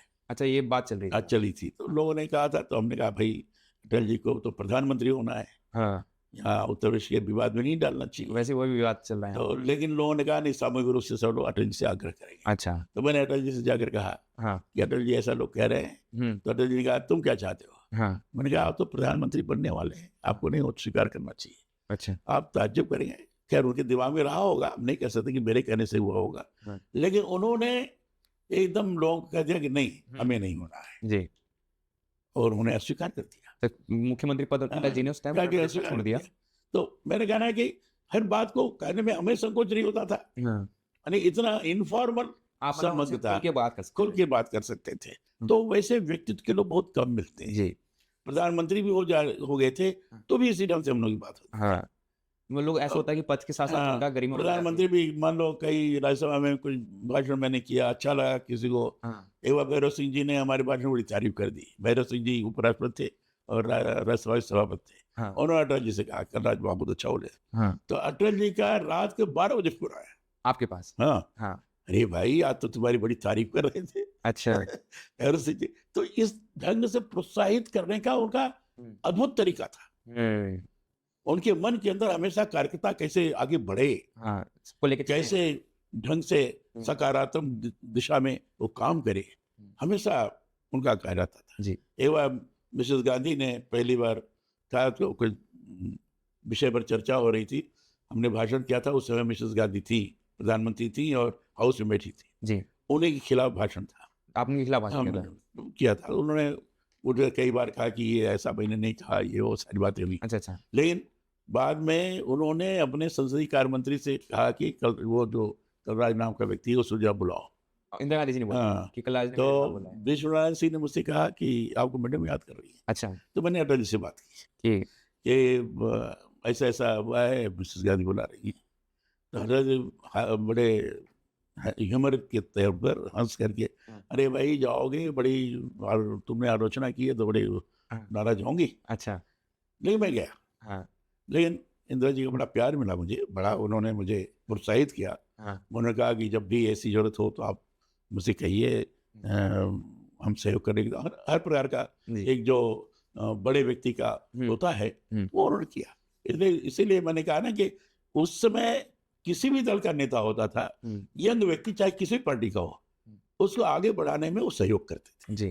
तो इसी दिशा में उन्होंने किया था। तो अटल जी उसने मुझे कहा था कि अरे भाई जा रहे हो तो ऐसा कैसे नहीं हो, लेकिन जाओ मिलो। हाँ। तो वो प्रोत्साहित करते थे जी। मिलने में भी। यानी उनको ये संदेह नहीं था कि जाएगा मिलेगा तो इंदिरा जी कहीं अपनी पार्टी बना ले। अच्छा, उनको आज तो भरोसा- संदेह हो जाता है तुरंत। हाँ, कि वो क्या मिल ऐसा रहा नहीं है, था, गुटबाजी हो रही है। उन्होंने कहा जाओ। हाँ, तो ये अटल जी का तो अद्भुत, कई घटनाएं हैं अटल जी के। तो अटल जी बड़े विराट व्यक्तित्व के धनी थे, विराट उनके ऊपर तो गलत और सपोर्ट अटल जी को तो मैं कह सकता हूँ कि सभी दलों के लोगों का समान प्यार है।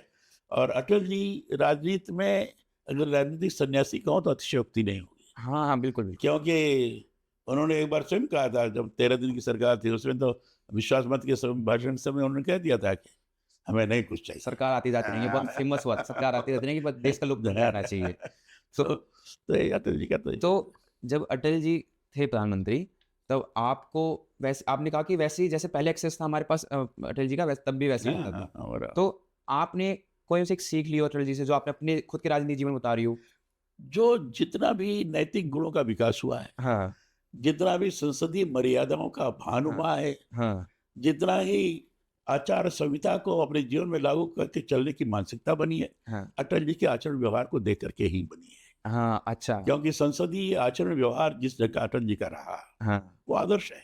आदर्श, लोकतंत्र में ऐसे सब लोगों का होना चाहिए। जी, तो उसके अनुरूप हमने अपने को ढालने का प्रयास किया है। ये हमारे लिए अटल जी के व्यवहार के कारण महती देन है। मुझे एक चीज़ और पूछनी है। एक बहुत बड़ा मुद्दा था एक टाइम पे, जब जब राजनाथ जी मुख्यमंत्री बने थे उत्तर प्रदेश के, बहुत लोग चाहते थे कि आप मुख्यमंत्री बने। बहुत लोगों की इच्छा थी कि अब कलाम मिश्रा जी इतने सालों से उत्तर प्रदेश की सेवा कर रहे हैं, अब उनको मुख्यमंत्री बनना चाहिए। पर फिर मैंने आपका एक इंटरव्यू देखा था, एनडीटीवी पे था राजनाथ सिंह जी का, तो उसमें आपने कहा कि मैंने अपने से पहले इनको रखा, राजनाथ सिंह को, कि इनको बनना चाहिए मुख्यमंत्री। उसकी क्या कहानी थी? आपने मुख्यमंत्री पद तब क्यों ठुकराया था? राम प्रकाश जी मुख्यमंत्री थे, हाँ, मैं उनके मंत्रिमंडल में सदस्य था। जी, राम प्रकाश जी ने कुछ कारणवश, उस कारण में हम नहीं जाना चाहते, समझ गया। कारणवश उन्होंने कहा कि हम मुख्यमंत्री पद से इस्तीफा देना चाहते हैं। अडवाणी से उन्होंने बात की थी, हमसे राम प्रकाश जी ने बताया था कि मैंने ऐसा कहा। जी, तो मैंने राम प्रकाश जी से कहा कि ये ठीक नहीं किया आपने, अब मत कहिएगा। लेकिन बाद में अटल जी का पैर का ऑपरेशन उस समय हुआ था, बॉम्बे में थे, बीच कैंडी हॉस्पिटल में थे। तो अटल जी ने मुझे बुलाया और उस समय मैं पार्टी का अध्यक्ष था जी, और उन्होंने कई बात की। उन्होंने कहा कि राम प्रकाश जी ने ऐसा ऐसा कहा है और क्या होना चाहिए। तो उन्होंने कहा आप तय करिए क्या होना चाहिए। तो उन्होंने सब लोगों का नाम लेके पूछा, ये हो सकते हैं, ये हो सकते हैं। हमने कहा ये विचार करिए। खैर उस समय फिर कुछ लोग और आ गए, इसलिए अटल जी ने कहा कि ठीक है, मैं जब जाऊंगा दिल्ली तो तुमको बुलाता हूँ। जी, फिर दिल्ली जब आ गए तो 1-2 सप्ताह के बाद फिर बुलाया उन्होंने। जी, तो उन्होंने कहा भाई क्या है, अडवाणी जी थे, अटल जी थे और मुझे बुलाया। उस समय सुषमा जी थी, अब से नहीं है, सिकंदराबाद जी आए हुए थे, वही सी है। तो जब मैं गया तो उन्होंने कहा कि मैं तो पार्टी का अध्यक्ष हूँ, राजन जी को बनाइए। अच्छा, तो क्या तुम नहीं हो सकते? हाँ, उन्होंने कहा, हो सकते हो, लेकिन मैं अध्यक्ष हूँ, राजनाथ जी को बताइए। हाँ, तो कुछ देर शांत रहे, सोचे। तो क्या मैंने कहा कि अटल जी, मैं हृदय से कह रहा हूँ, आप राजनाथ जी को बताइए। हम्म, 10 बजे अडवाणी जी थे, तो क्या चिट्ठी तुम कुछ, मैं क्या नहीं, कुछ तो आप ही करेंगे। तो उसमें कुछ राजनाथ जी से हमारी बात भी इसके पहले हुई थी। जी। राजनाथ जी, अमित शाह जी अगर मुझे अवसर मिलेगा दिखते हैं, हम्म, लेकिन बना ये बस ये है कि मुझे था अवसर था, इसमें कोई संदेह नहीं। पर आपने लेकिन मैं हमेशा पार्टी में अपने सहयोगियों को आगे बढ़ाने का पक्षधर रहा हूँ, हम्म, जितने भी लोग रहे। और मैंने नाम नहीं गिनाना चाहूँगा, हम्म, लेकिन मैंने अनेक लोगों को इसी तरीके से आगे बढ़ाया। हम्म, हमने ये नहीं अनुभव किया कि मेरा क्या होगा, हम्म, मैं ये अनुभव करता था कि ये जाएंगे, इनके प्रतिभा का, इनके कार्यक्षमता का प्रदेश लाभ उठाएगा, देश लाभ उठाएगा। इस नाते मैंने नौकिया, और राजनाथ जी एक गतिशील व्यक्तित्व के धनी हाँ। है, इसलिए मैंने कहा कि एक योग्य व्यक्ति हम्म, मुख्यमंत्री बने, अच्छा रहेगा, जी। इसलिए मैंने कहा था। मुझे एक चीज़ पूछनी है, जब आप इस सिचुएशंस में आप पद पे रहते हैं कि आपके एक डिसीजन से किसी राज्य का पूरा फ्यूचर डिसाइड होता है, तब कितना मुश्किल होता है डिसीजन को सही लेना और अपने पर्सनल जो इंटेंशंस रहते हैं या अपनी खुद की महत्वाकांक्षाएं रहती हैं उसको संयमित करके सही डिसीजन लेना। तो एक राजनेता की सबसे बड़ी खूबी है, तभी राजनेता सब इतना बड़ा पद होल्ड करते हैं, सब पूरा एडमिनिस्ट्रेशन के आसपास रहता है कि ये कला होती है। ये कला को कैसे माहिर किया जाता है कि अपने महत्वाकांक्षा का बैलेंस रखते हुए समाज, राज्य, सबका बैलेंस रखना। हमारी सदा ये महत्वाकांक्षा रही है जी। कि मेरे द्वारा समाज और देश का जी। विकास, उत्थान, हम्म, प्रगति हम्म, और आम आदमी का कल्याण हम्म, कैसे हो, जी। ये हमेशा सोच रही है, जी। और यही महत्वाकांक्षा रही है। जी। इसमें जितने लोग सहयोगी हो सकते हैं, जी।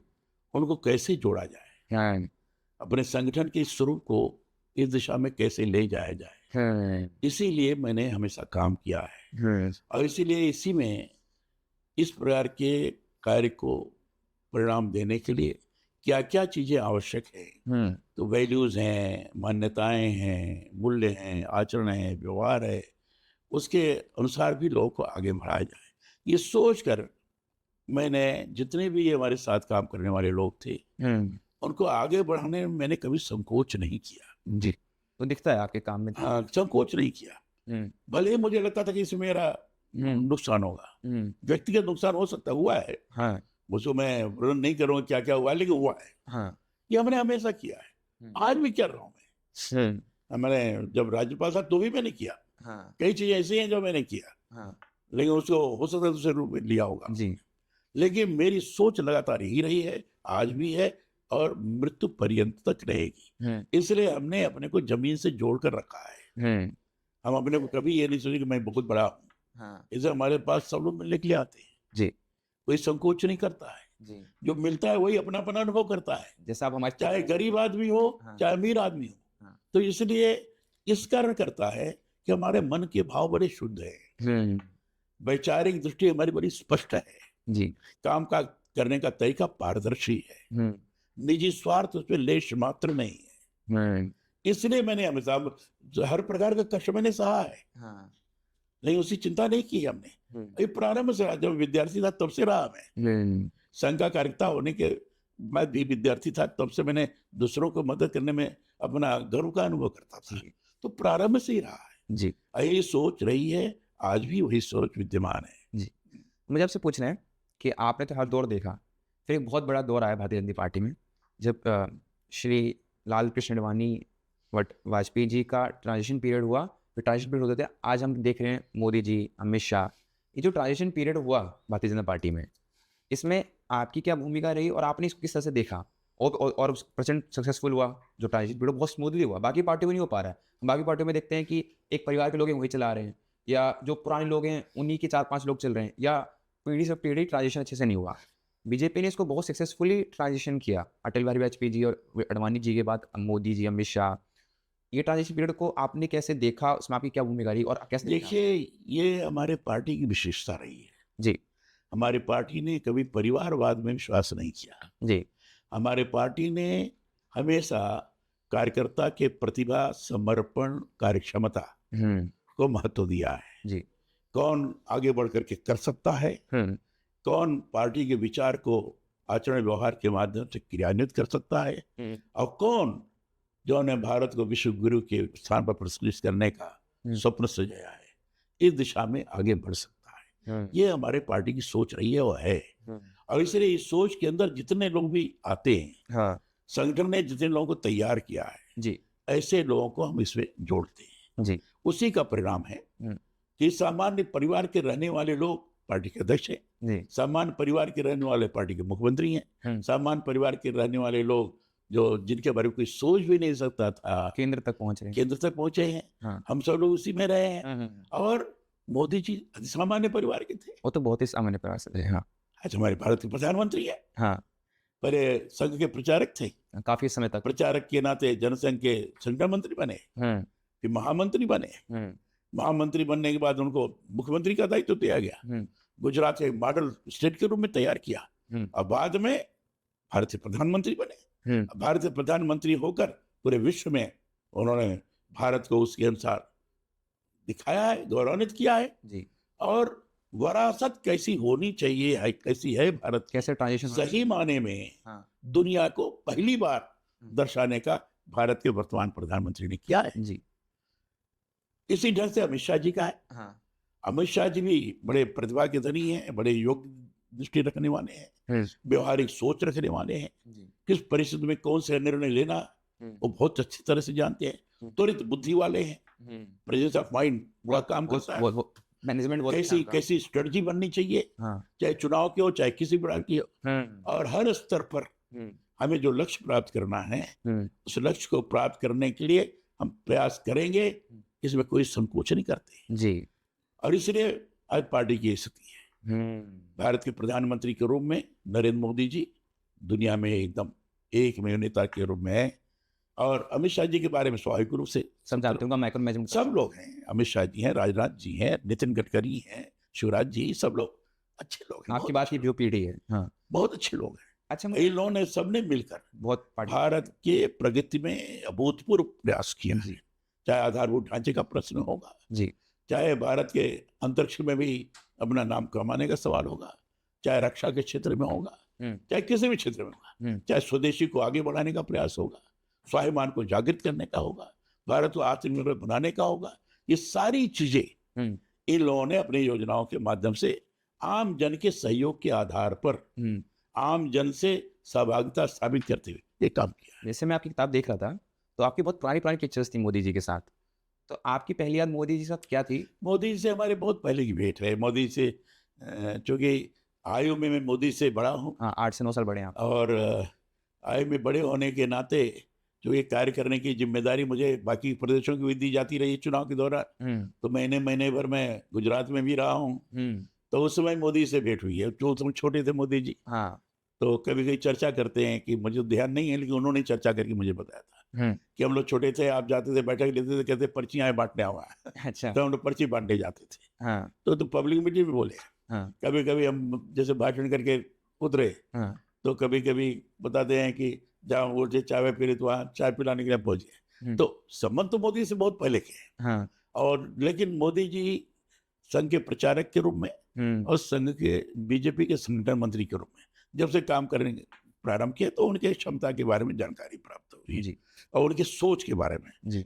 मोदी जी प्रारंभ से ही बड़े क्रिएटिव दिमाग के आदमी हैं। अच्छा, चीजों क्रिएटिव, हाँ, बड़े क्रिएटिव, ब्रॉड मिशन रखने के काम करने वाले व्यक्ति हैं। उनकी सोच बड़ी व्यापक है, प्रारंभ से मैं देख रहा हूँ, और उस सोच को धरती पर कैसे उतारा जाए इसके अनुरूप कार्यक्रम बनाकर चलने वाले व्यक्ति हैं। ये प्रत्यक्ष रूप से आज हमें अपने देश में दिखाई पड़ रहा है। तो इसलिए मोदी जी से संपर्क हमारा बहुत पहले से है।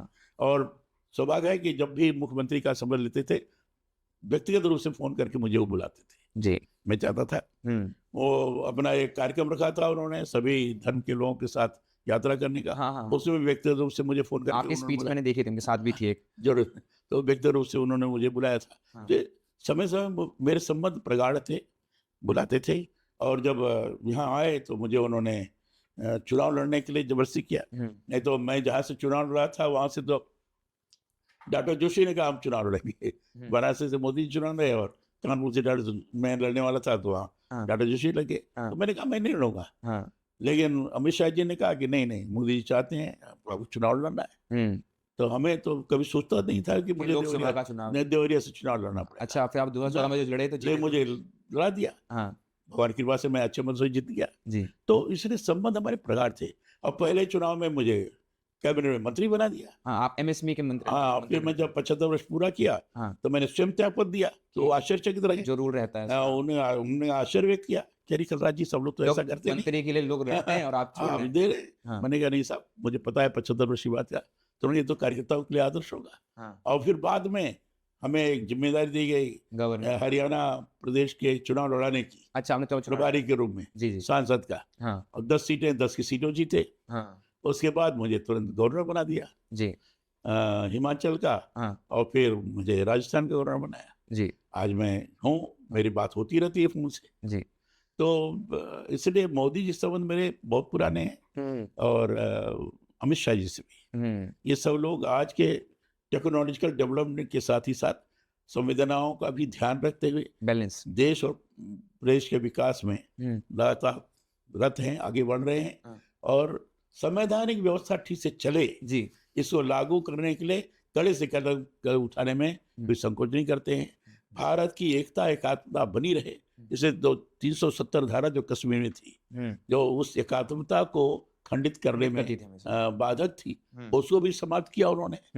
लोगों को दर्शाया कि नहीं, पूरा भारत एक है, जम्मू कश्मीर एक है। बराबर उदाहरण दे, कश्मीर से लेकर कन्याकुमारी तक। तो ये सारी चीजें इन लोगों ने भारत के प्रति, राष्ट्र के प्रति समर्पित भावना रखते हुए काम किया है। उसको क्रियान्वित करके दुनिया को दर्शाया है कि हम ही कर सकते हैं जी।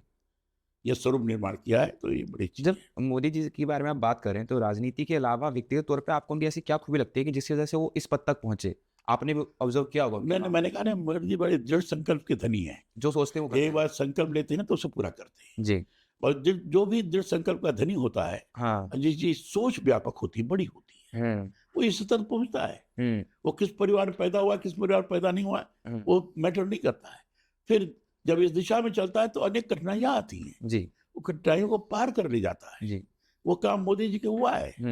अनेक कठिनाइयों को उन्होंने पार किया है, अनेक दुर्दशा झेली है, और झेलने के पश्चात इस तक पहुंचे जी। अब हम कुछ आखिरी सवालों पे आते हैं। आपने पूरा 5 साल का कार्यकाल राजस्थान में पूरा किया था एज गवर्नर। गवर्नर की जो कैपेसिटी मानी जाती है, वो फंडामेंटल कैपेसिटी तो ये होती है कि सेंट्रल और स्टेट के बीच में एक बैलेंस बना के रखना, चीज़ों का ट्रांजिशन अच्छे से हो। आपने अपने कार्यकाल में ऐसी कौन सी 3 चीज़ें करी जिसको लेके आप कह सकते हैं कि मैं इस चीज़ को लेके गर्व करता हूँ और ऐसा में वो मैंने करा राजस्थान में जब आप गवर्नर थे, वो आप बताएं। देखिए, गवर्नर एक संवैधानिक पद है जी, और गवर्नर की व्यवस्था इसीलिए की गई कि एक तरह से स्टेट गवर्नमेंट का वो संरक्षक रहेगा जी, संरक्षक के रूप में काम करता है जी। वो किसकी सरकार है, किसकी सरकार नहीं है, वो प्रश्न नहीं है जी। लेकिन संवैधानिक पद का प्रमुख है, और संवैधानिक पद का प्रमुख है तो इस संरक्षक के रूप में वो काम करेगा, यह अप्लाइड होता है जी। तो ये तो मैंने पूरा किया जी अपने आचरण व्यवहार के माध्यम से।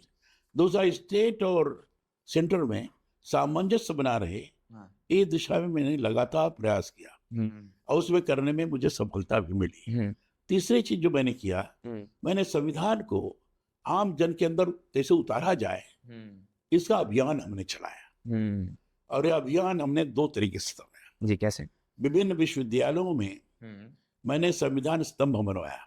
अच्छा। उस संविधान स्तंभ में संविधान के उद्देशिका से लेकर संविधान के जितने भाग हैं, 22 भाग हैं जी, सबका उल्लेख है जी, और उसके अंदर डायरेक्टिव प्रिंसिपल भी हैं, फंडामेंटल राइट्स भी हैं, सब है। तो ताकि बच्चे पढ़े कैसा है। हमने संविधान पार्क राजस्थान में बनवाया, राजभवन में बनवाया। राजभवन के अंदर, राजभवन में जो संविधान की मूल कापी है, मूल कापी में संविधान के हर भाग के पहले चित्रकारी की गई है।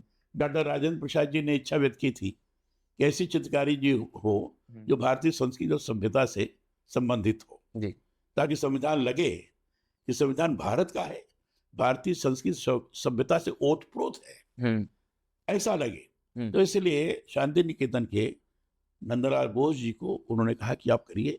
नंदलाल बोस जी ने अपने शिष्यों के साथ हर भाग में ऐसी चित्रकारी की है हाँ, जिस चित्रकारी के माध्यम से ये संदेश जाता है हाँ, कि भारत का संविधान क्या चाहता है। जी, तो जैसे उदाहरण के तौर जी, पर उन्होंने जो चित्रकारी की,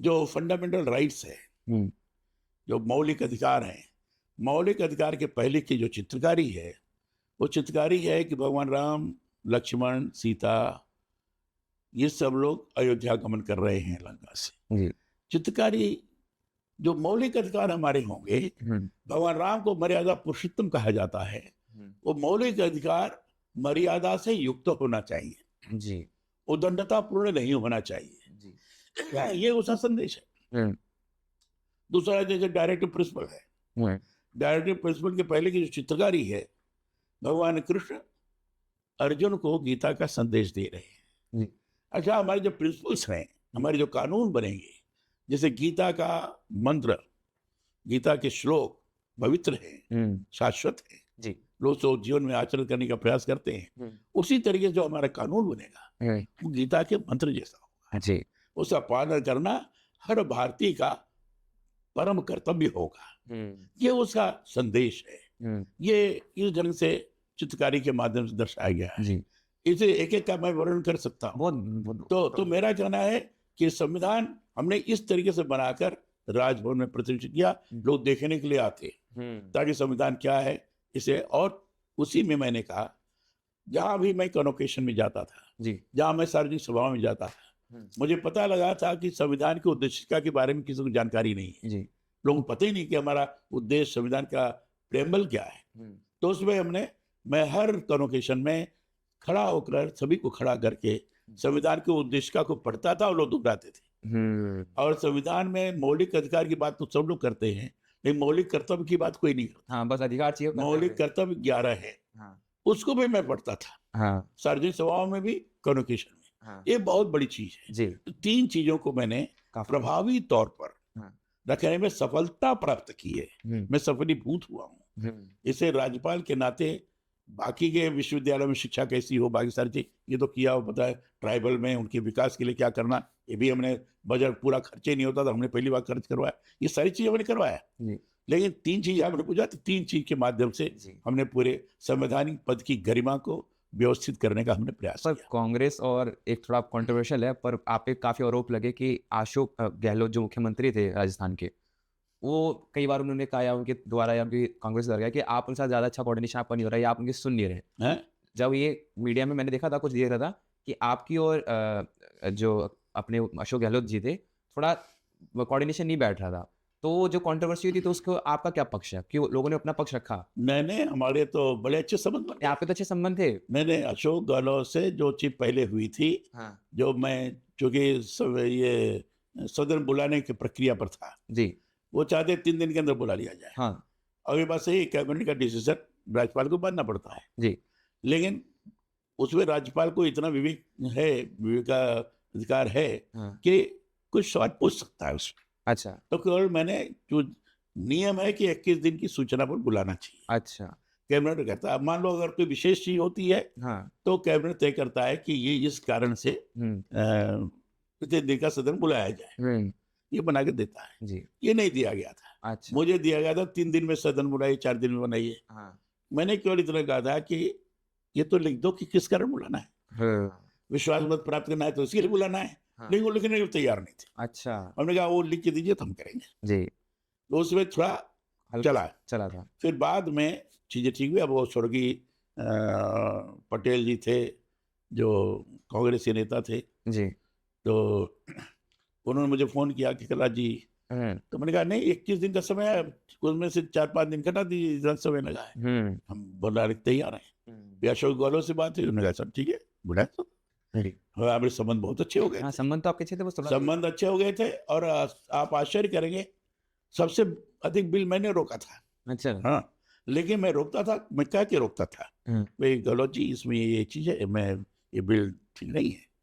हाँ, रोकता था, हाँ। केवल टिप्पणी लगा कभी भेजता था, हाँ, लेकिन कभी उन्होंने इसका विरोध नहीं किया। अच्छा, उनका ठीक है। तो हमारे संबंध तो बहुत अच्छे थे। जो संविधान के संरक्षक के रूप में, सरकार के संरक्षक के रूप में गवर्नर काम करने, ये करके हमने दिखाया। जी, लोगों ने मानता। मैं विधानसभा में भी राज्यपाल अभिभाषण के दौरान मैंने सभी विधायकों को खड़ा होकर के संविधान के प्रियम्बल को दोहराया है। जी संविधान के अंतर्गत दिया गया हुआ मौलिक कर्तव्य को भी पढ़ा है। जी। ये पहली बार हुआ है राजस्थान में। अच्छा जी जी। बस अब तो राजनीति के सवाल पूछे हो गए, बस मुझे एक सवाल पूछना था, पर पूछ लेता हूँ कि बाकी राजनीति के अलावा मैं आपसे पूछना चाहता हूँ सबसे पहले सवाल कि राजनेता को हमेशा देखा जाता है कि हाँ पद है, पावर है, कुछ लोग कहते हैं पैसा भी है और बहुत ज़्यादा सोशल लाइफ रहती है, पब्लिक लाइफ रहती है।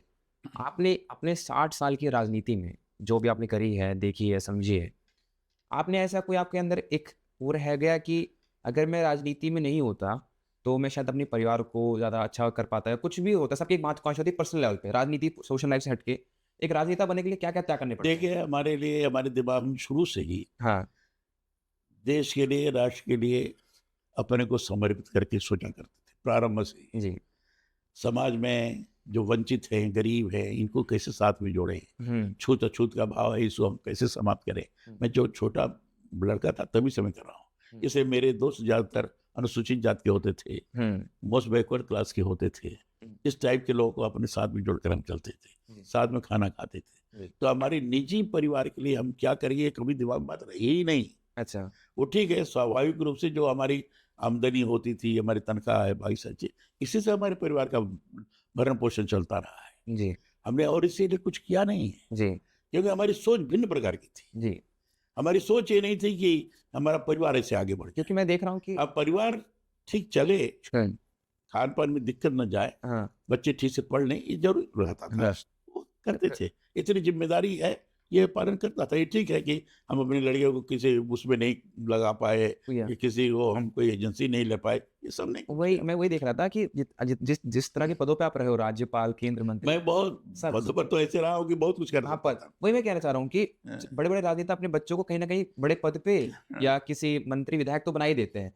आपने मैं देखा था आपकी परिवार की हिस्ट्री देखा था, आपने परिवार में अपने किसी को भी बहुत ज्यादा नहीं, push जब नहीं ये पार्टी ने तय किया कि नेताओं के लड़के नहीं लगेंगे, किया। हाँ मुझे बताया तो मुझे ठीक है, हम भी हाँ चाहते थे हमारे बेटे हाँ जाए। तो जब बात पता लगी हाँ। कि ऐसा नहीं है, तो मैंने कहा ठीक है, तो आपने मैंने स्वीकार कर लिया।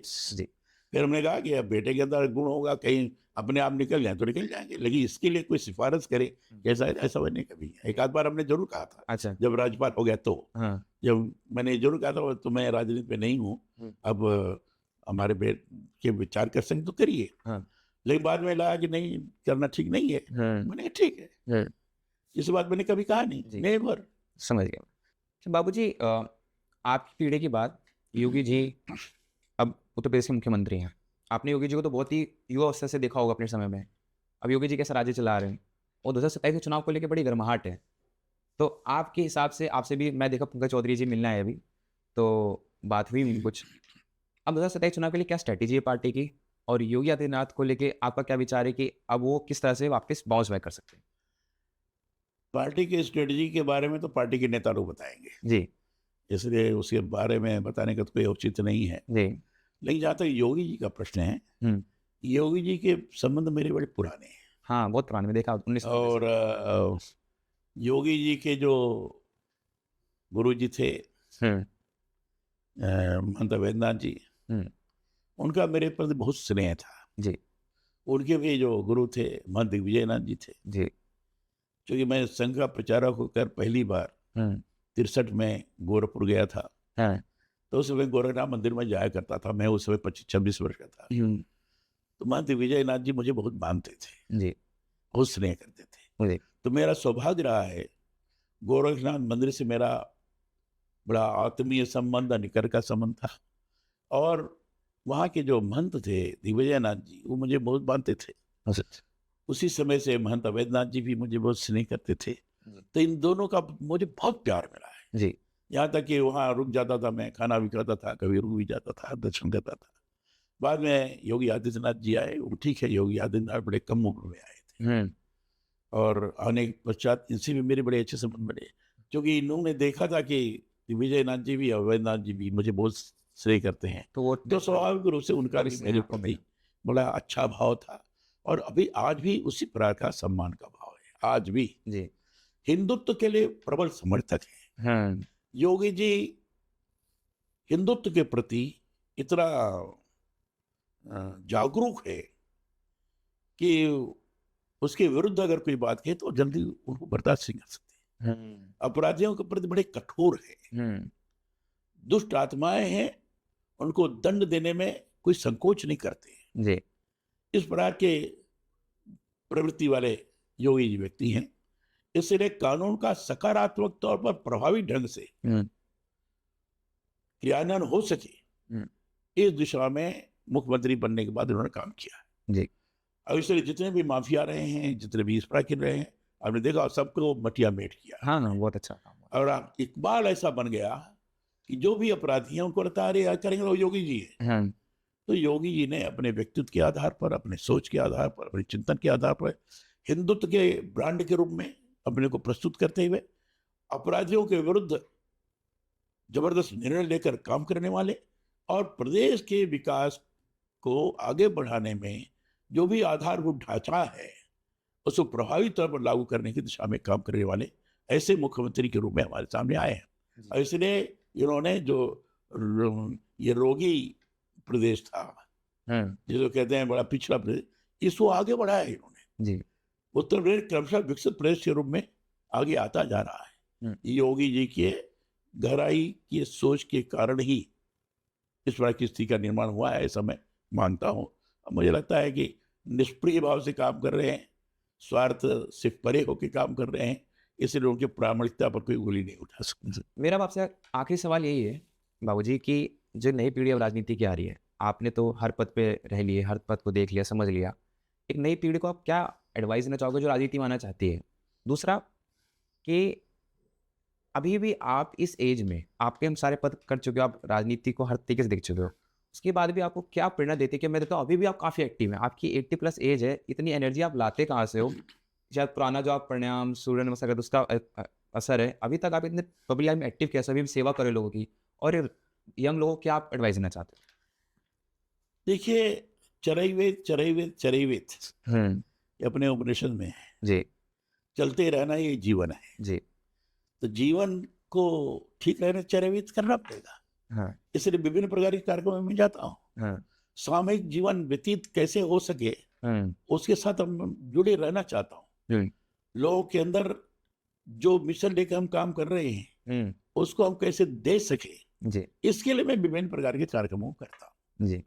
और उन कार्यक्रमों में ये हम देते हैं, ये संदेश देते हैं कि हमें कैसे करना। जैसे कल लोहड़ी का एक कार्यक्रम हुआ, तो मैंने यही कहा कि हमारे भारत के जो उत्सव है जी, वो सामूहिकता को आगे बढ़ाने की दृष्टि से, सामूहिकता के अंतर्गत अपनापन आता है जी, सामूहिकता के अंदर संवेदनशीलता आगे बढ़ती है जी, एक दूसरे के सहयोग करने की भावना जगती है जी, एक दूसरे के कल्याण के बारे में चिंतन करने का भाव आता है। तो इसलिए सामूहिकता का स्वरूप बना रहे, सामूहिक रूप से हम काम कर सके, क्यों करें, किस लिए करें, हमको क्या करना, ये सारा संदेश विभिन्न कार्यक्रमों के माध्यम से मैं दे रहा हूँ। और इसीलिए मैं कार्यक्रमों में जाता हूँ, इस सोच के कारण जाता हूँ। और इस सोच का परिणाम है कि मैं स्वस्थ हूँ। हाँ, बहुत इस सोच का परिणाम है कि मैं स्वस्थ हूँ। हाँ। क्योंकि इसके अलावा नकारात्मक सोच है ही नहीं। जी। मेरे मन के अंदर ये नहीं आता अरे भैया और भी मैं राज्यपाल रह जाता, ये मन के अंदर भाव नहीं है। जी। ठीक है, राज्यपाल 5 वर्ष रहा, हम काम कर रहे हैं, जी। ये भाव है, इस भाव कर रहे हैं। और यही मैं बाकी के लोगों से आग्रह करता हूँ कि एक संकल्प जो किए हो, संकल्प को पूरा करने के लिए रात दिन प्रयास करो, निश्चित रूप से सफलता मिलेगी। जो आप चाहते हो प्राप्त करो।